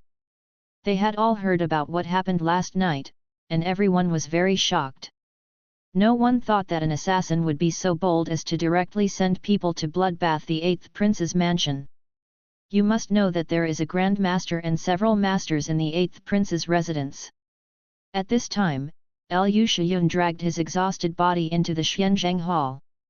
At this time, Lu Shiyun's face was pale and bloodless, and he looked as if he had lost his soul. Seeing Lu Shiyun himself appear, the ministers immediately surrounded him. "Your Highness, are you okay? Your Highness, are you injured? Your Highness, those thieves are really hateful. They dare to break into your mansion without permission. I believe that your Majesty will not let those thieves go." Listening to the officials' inquiries, Lu Shiyun said nothing. Although he escaped from the mansion yesterday and was not injured, what happened last night really shocked him. He only learned this morning that all the retainers in his mansion, as well as the Grand Master sent by the Wang family to protect him, were all killed. Not only that, except for him and a few servants who escaped, almost everyone in the palace died. At first, Lu Chen thought that the masters in his mansion would have no problem blocking the assassins. He entered the underground passage of the mansion just as a precaution to prevent assassins from finding him directly. But he didn't expect that the assassin's goal was not just to assassinate him as a prince, but his disciples were also the targets of the assassin. At this moment, the eunuch's voice came from the main hall. "Your Majesty has arrived." The officials quickly returned to where they were standing, then saluted and said, "Long live your Majesty, long live your Majesty." At this time, Emperor Xia stood in front of the dragon chair. He did not sit down, but looked down at the officials below. Emperor Xia's eyes seemed to be filled with murderous intent. It seemed that what happened last night really made him feel very angry. At this time, Lu Chen knelt on the ground and said loudly, "Father, you have to make the decision for me." In the end, only 4 people survived in this huge mansion. After Lu Chen finished speaking, Emperor Xia still didn't speak. His eyes swept across the princes in the hall. Being stared at by Emperor Xia with murderous eyes, the princes all felt tremendous pressure, and cold sweat broke out on their foreheads. Although they were not responsible for this matter, now is the critical time to seize the throne, and they are the most suspect. After all, once the 8th prince dies, they will lose one of their most powerful competitors. But they are not fools. How could they do such a bloody massacre of the prince's mansion at the feet of the emperor? If this was found out and kicked out, it would be a trivial matter. If their father was so angry that he demoted them to common people, it would be tragic. Several princes were very depressed. It was that idiot who actually did such a thing at this time. Could it be that Lu Chen directed and acted it himself? Chapter 98 Northern King's Family Letter. The atmosphere in the Xianzheng Hall was extremely dull, and the ministers did not dare to take a breath. This kind of thing happened at the feet of the world. Emperor Xia didn't know how angry he was now. They didn't dare to provoke Emperor Xia at this time. After a long while, Emperor Xia said, "Since I came to the throne, this is the second time such a bad incident has happened in the capital. This is contempt for the imperial power and a provocation to me." Having said this, Emperor Xia's eyes fell on the commander of the Forbidden Army, Li Ming. "Have you caught all the assassins last night?" Hearing this, Li Ming, the commander of the imperial army, knelt on the ground and said quickly, "Your Majesty. Your Majesty, when my subordinates arrived at the 8th prince's residence yesterday, those assassins had already escaped." Li Ming broke out in cold sweat, fearing that Emperor Xia would drag him out and chop him out in anger. Hearing Li Ming's words, Emperor Xia said coldly, "Last time you let the remnants of the Chen kingdom sneak into the palace, I didn't punish you. This time, another bad incident like a bloodbath of the prince's mansion happened in the imperial city. And you didn't even see the shadow of the assassin. What use is it for you, the commander of the imperial army?" With immediate effect, Li Ming will be relieved of all his posts and sent to the frontier. Hearing Emperor Xia's words, Li Ming breathed a sigh of relief, then kowtowed and said, "Thank you for your kindness, Your Majesty." Although his position was gone, Li Ming still felt a little lucky that his life was saved. At this time, Emperor Xia continued, "This case will be handed over to the Ministry of Justice for investigation. I need to get a satisfactory answer within 3 days." As soon as these words came out, the officials of the Ministry of Punishment immediately trembled. There is no way they can or dare to investigate this kind of thing. The assassins directly massacred the 8th prince's residence with blood, and even the Grand Master in the 8th prince's residence was killed. This shows that at least one of the assassins last night was a Grand Master.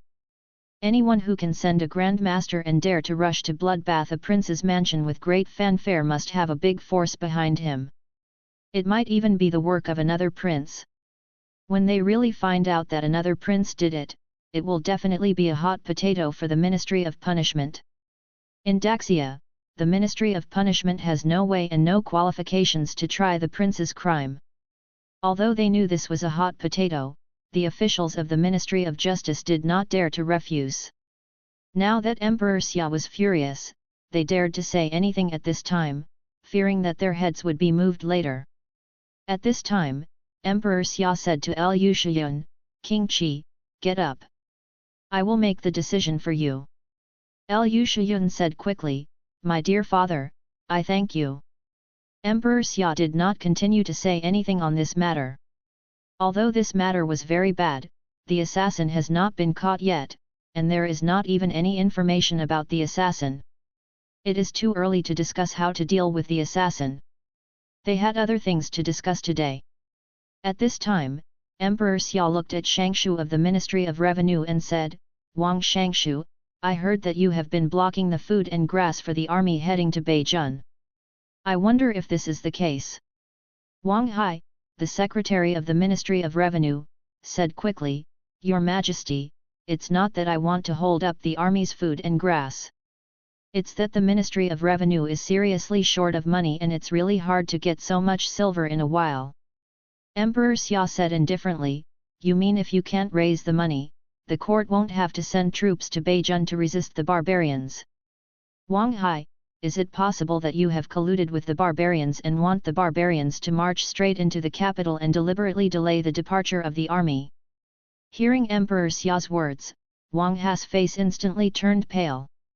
The Wang family did collude with the barbarians, but he didn't expect Emperor Xia to say it directly. Although it sounded like Emperor Xia was testing them, Wang Hai always felt that Emperor Xia knew something. Wang Hai immediately knelt down and said, "Your Majesty, I have been doing my best to prepare food and fodder for the army." Emperor Xia said coldly, "If the army is still unable to move north within 3 days, you, the Minister of the Ministry of Revenue, will no longer need to do this." Just when Emperor Xia was about to say something more, a voice suddenly came from the door of the hall. "Urgent report from the north." The next moment, a Hongling messenger hurriedly entered the hall. After seeing the Hongling messenger, the faces of the ministers in the main hall became very ugly. Using the red silk messenger at this time, does that mean that the barbarians have begun to move south? The imperial army here is still worried about food and grass. The barbarian cavalry in the north has moved south. How can they defend Beijing? Is it possible that we really have to rely on that useless prince? Forget it then, I'm afraid that useless prince has fled back to the capital before the barbarian cavalry reaches Yancheng. At this time, the Hongling messenger said, "The barbarian king of North Xian has led 100,000 cavalry to meet at the court of the barbarian Heavenly Wolf King and is about to go south." This is King Bei's battle report. In addition, King Bei sent a letter home to His Majesty. Hearing this, everyone in the hall was stunned. Letter home? A vassal prince writing a letter home to the emperor? This. It doesn't seem impossible. Although King Bei had already left to join the vassal, he was the emperor's son after all, and there was a father-son relationship. It's just that since the founding of Daxia, it seems that no vassal king has ever written a family letter to the emperor.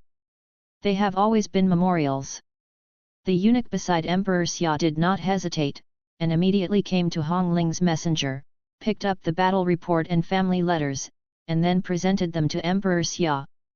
After Emperor Xia received the battle report and the letter from home, he first read the battle report. There was nothing wrong with the battle report, and the king of Bei also talked about Beijing's arrangements in it. However, what puzzled Emperor Xia was that Lu Chen actually planned to clear the country and move all the people north of Yancheng to the south of Yancheng. Then he would lead an army and a barbarian army of 300,000 to fight to the death in Yancheng. Emperor Xia frowned. Who came up with this strategy? He didn't think his good-for-nothing son had such courage. Not to mention whether this strategy was effective, it would take a lot of courage to dare to do this. Yancheng currently only has 30,000 soldiers, and at most 50,000 soldiers. It may not be that easy for a Yancheng city to block the barbarian cavalry. Moreover, this would also cause Yancheng to be besieged by the barbarian army. What kind of character was his son? Why didn't he know? Emperor Xia didn't quite believe that Lu Chen would put himself in danger. After reading the battle report, Emperor Xia then opened Lu Chen's home letter. Just seeing the beginning of the letter home, Emperor Xia snorted coldly and said why Lu Chen suddenly became so courageous. It turned out that he wanted to send an army to Beijing to support him as soon as possible. Seeing how cowardly Lu Chen was about crying in his family letter, Emperor Xia wanted to tear up the letter immediately, but in the end he held back and read on. When he saw the back, his face instantly darkened, especially when he saw the last row of text. Emperor Xia's brows immediately frowned.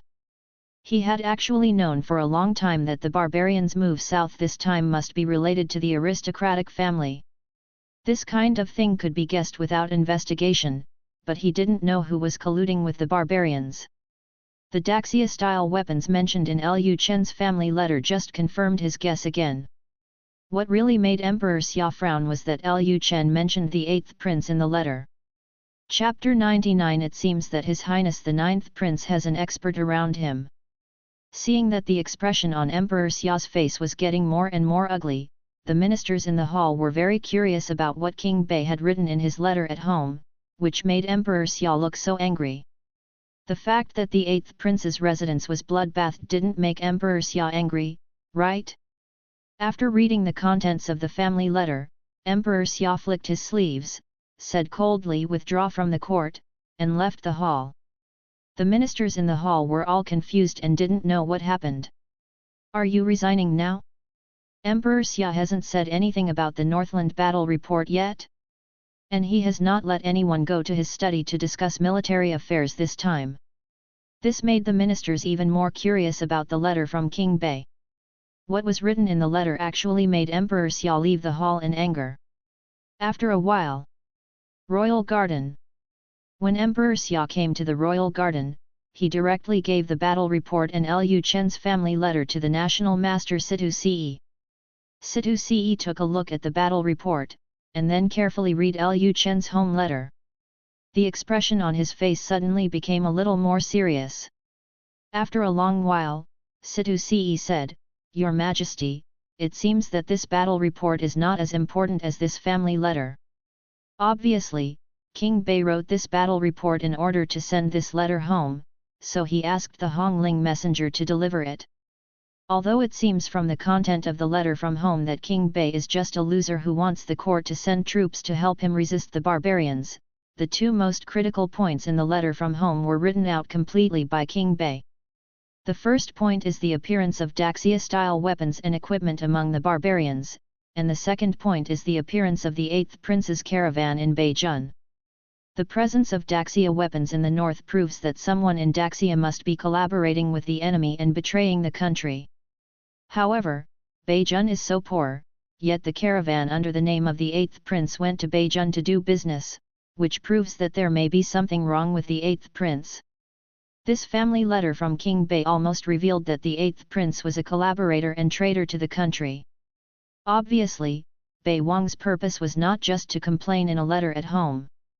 After hearing what Situ Ce said, Emperor Xia put his hands behind his back and looked at the lotus pond in silence for a moment. I don't think Xiaju can have such thoughts. When Lu Chen was in the capital, he always gave people the image of being ignorant and only interested in having fun. Even when he arrived in Beijing, he still did not do any serious business and spent all day in the mansion drinking and drinking. Emperor Xia didn't think that Lu Chen had suddenly enlightened and actually knew how to use this method to remind him that there were collaborators and traitors in the court. Of course, this family letter may indeed have such a function, but this family letter must not have been written by Lu Chen, or it may be said that this family letter was written under the guidance of others. Situ Ce sighed at this time, Your Majesty, it seems that His Highness the 9th Prince has an expert by his side. From the fact that His Highness has insight into the barbarian royal court, it can be seen that His Highness the 9th Prince must have an intelligence organization in his hands. Otherwise, every move of the barbarians cannot be in the hands of His Highness the 9th Prince.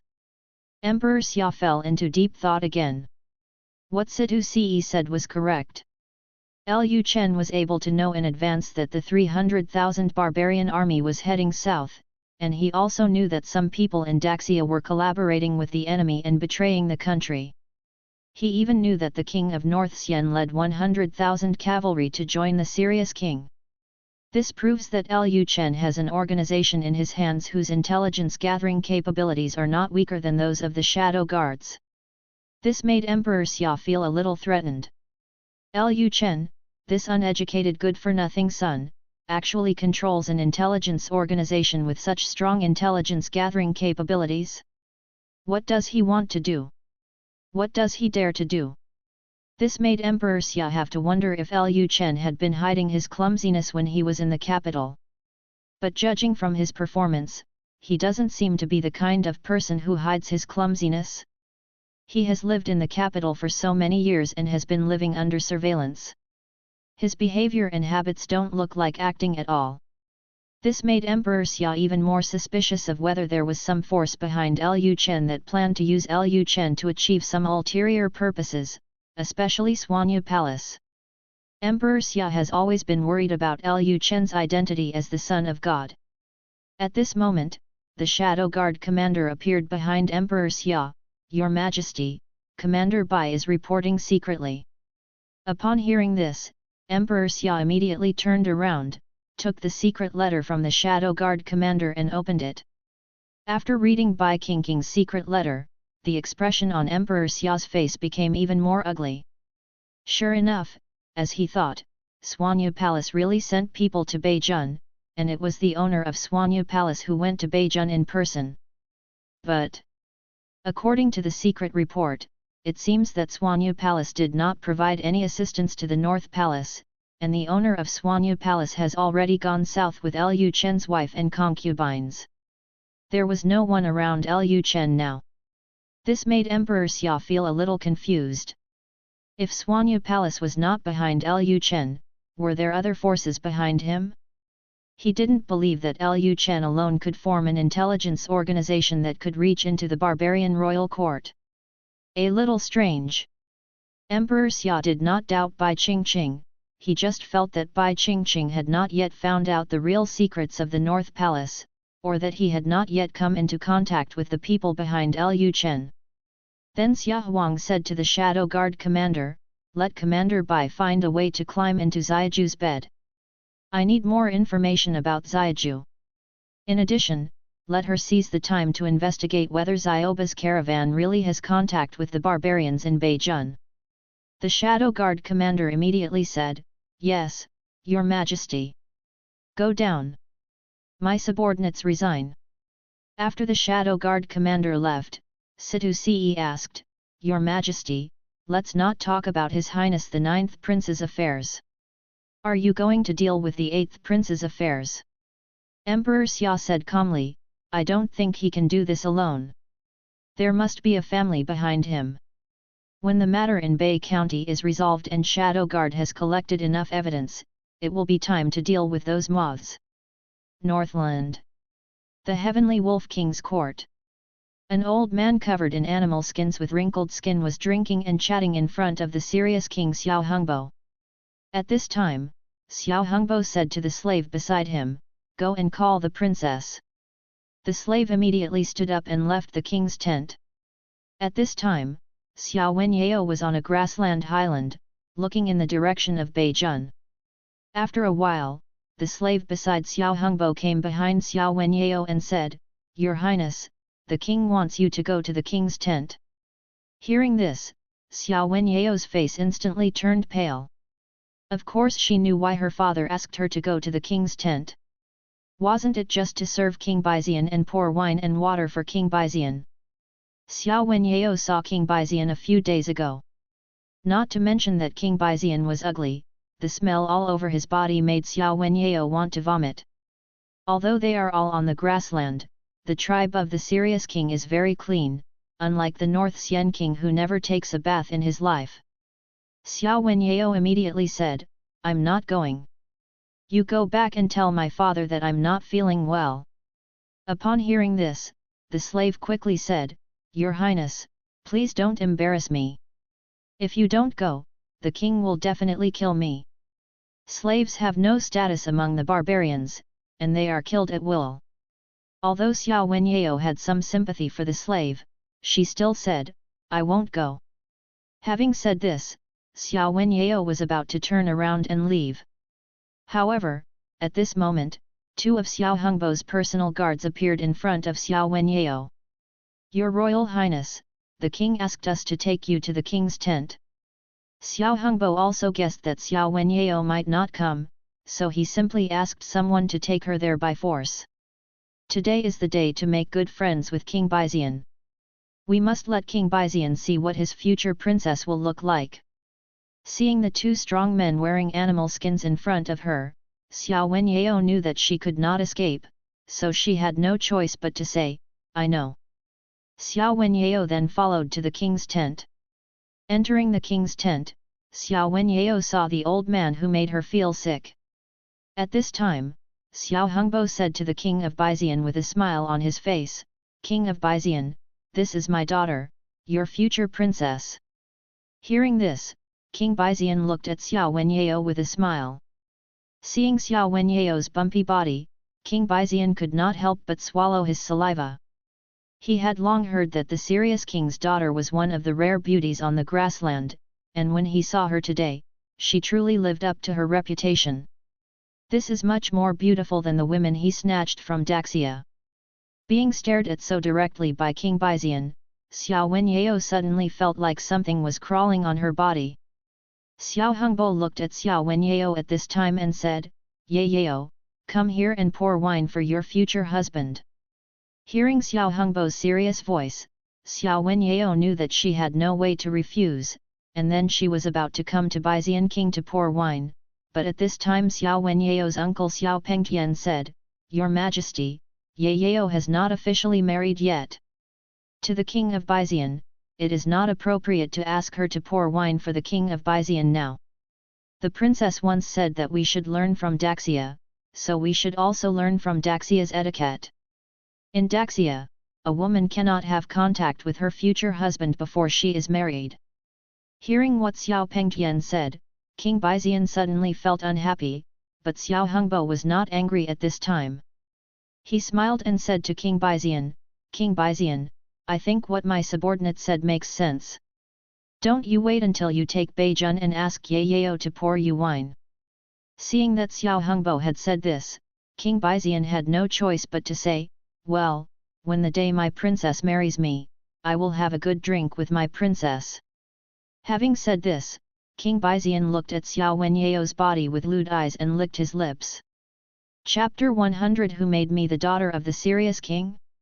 After hearing what Xiao Hongbo and the others said, Xiao Wenyao breathed a sigh of relief.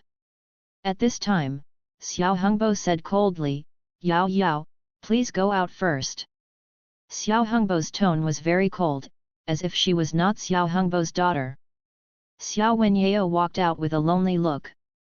Although she did not pour wine for King Baixian today, if she continues to stay in the royal court, sooner or later she will become King Baixian's woman.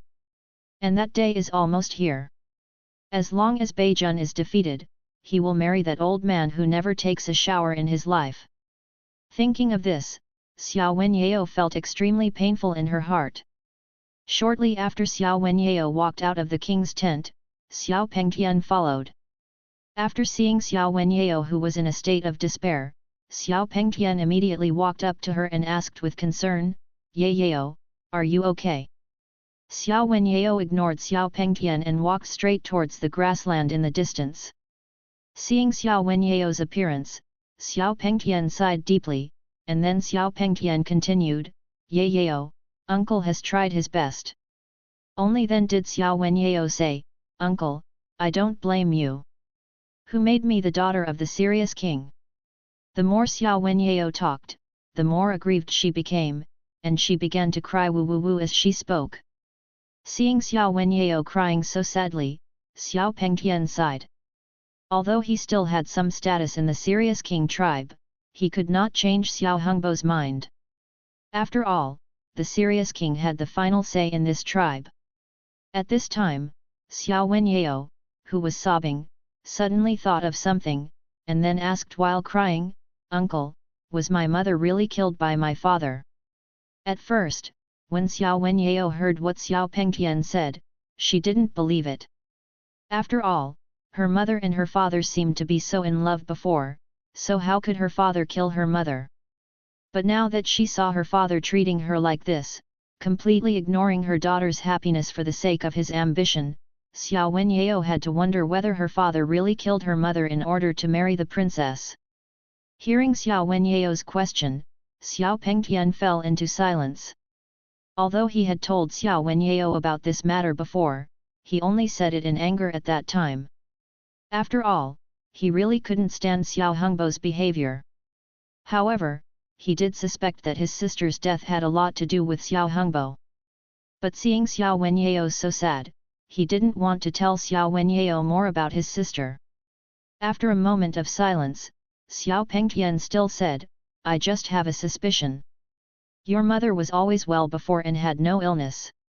She couldn't have died suddenly, so I suspect that someone poisoned your mother. The person who most likely doesn't want your mother to live is your father, because he wants to marry the princess." Xiao Wenyao wiped her tears and asked, "Didn't the princess already agree to marry him?" There has always been this custom in the Sirius King tribe, that is, if the princess of the previous Sirius King was still relatively young and still fertile when the previous Sirius King died, she would marry the next Sirius King.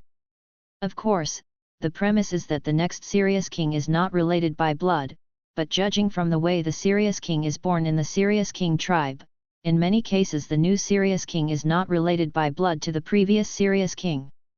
The barbarians are different from Daxia. Daxia basically follows the eldest son inheritance system, and the kings of the barbarians need to be elected by the elders. Therefore, the children of the previous Sirius King may not necessarily become the Sirius King. Of course, under normal circumstances, the children of the previous Sirius King will become the next Sirius King, because during the election of the barbarian elders, there are many children of the previous Sirius King. Big advantage. Xiao Hongbo is not the child of the previous Sirius King, so in order to consolidate his throne, he needs to win over the princess as his political ally. To say it is to win over is to put it mildly. According to Yelunanyan's current status in the Tianlang King tribe, it should be said that he is trying to please. He already had a princess at that time, and it was impossible to marry another princess. According to custom, Yelunanyan could only be his woman at most. But with such great power and such a high status in the Tianlang King tribe, how could Yelunanyan just be his woman? Her status as princess must be preserved. Then there is only one way left, which is to abolish Xiao Wenyao's mother. However, directly abolishing this will cause dissatisfaction among some people, especially people from Xiao Wenyao's mother's lineage, including Xiao Pengtian. Since it is not possible to abolish it directly, we should just stop doing it and kill Xiao Wenyao's mother. In this way, Xiao Hongbo can legitimately marry another princess. Of course, this is just Xiao Pengtian's speculation at present, and he has not obtained relevant evidence. After hearing Xiao Wenyao's words, Xiao Pengtian sighed, and then said, "Yao Yao, have you forgotten that the princess agreed to marry your father after your mother died?" After hearing what Xiao Pengtian said, Xiao Wenyao was stunned. After a while, Xiao Wenyao continued, "Uncle, could it be that the princess killed my mother?" Xiao Pengtian did not immediately answer Xiao Wenyao's question. If we look at the motive, it is indeed possible that Yelunanyan killed Xiao Wenyao's mother, because if Yelunanyan wants to be a princess, then the current princess must be abolished or die.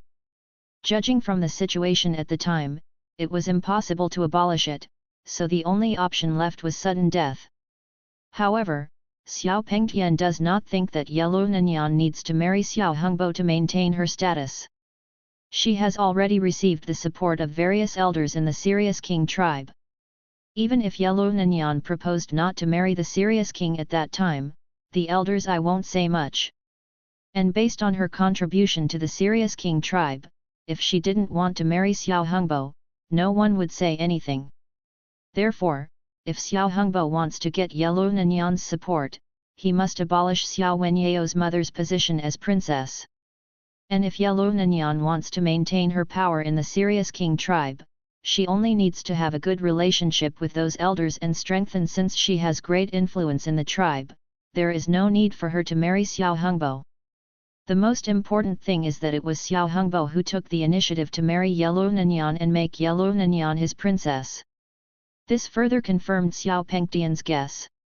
Seeing that Xiao Pengtian did not answer his question, Xiao Wenyao actually already knew the answer in her heart. The princess has been very kind to her since she was a child and treats her as her own daughter. She knows very well that the princess is not that kind of vicious woman. Moreover, the relationship between my mother and the princess has always been very good. It is said that when the princess married into the Serious King's tribe, the princess was still a little girl who didn't know anything. My mother took care of the princess as a younger sister. A large part of the reason why the princess was able to quickly establish a foothold in the Serious King tribe was because of her mother, so Xiao Wenyao couldn't believe that the princess would do something to kill her mother. If it was really the princess who did it, Xiao Wenyao would have nothing to say. Anyway, there are only two people who are the most suspected, one is her father and the other is the princess. Of course, her mother may really have contracted some disease and died suddenly. But none of this matters anymore. She was already going to marry into the North Xian King tribe. No matter who killed her mother, she would never know for the rest of her life. And even if she knew, nothing could be changed. Her mother was already dead and could not be resurrected.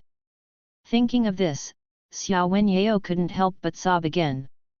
Seeing her crying so sadly, Xiao Pengtian felt very distressed. At this time, Xiao Pengtian suddenly thought of something, and then whispered, "Yao Yao, uncle has thought of a way to prevent you from marrying the king of Bizian. I just don't know if you are willing." Hearing this, Xiao Wenyao's crying stopped suddenly, and she immediately asked, "Uncle, what method are you talking about?" Xiao Pengtian whispered in Xiao Wenyao's ear, "After your father conquers Beijun, you will quietly go to live in Daxia and never return to the grassland." Hearing this, Xiao Wenyao was startled. Subscribe to Chinese Novel Audio Wave. Thank you.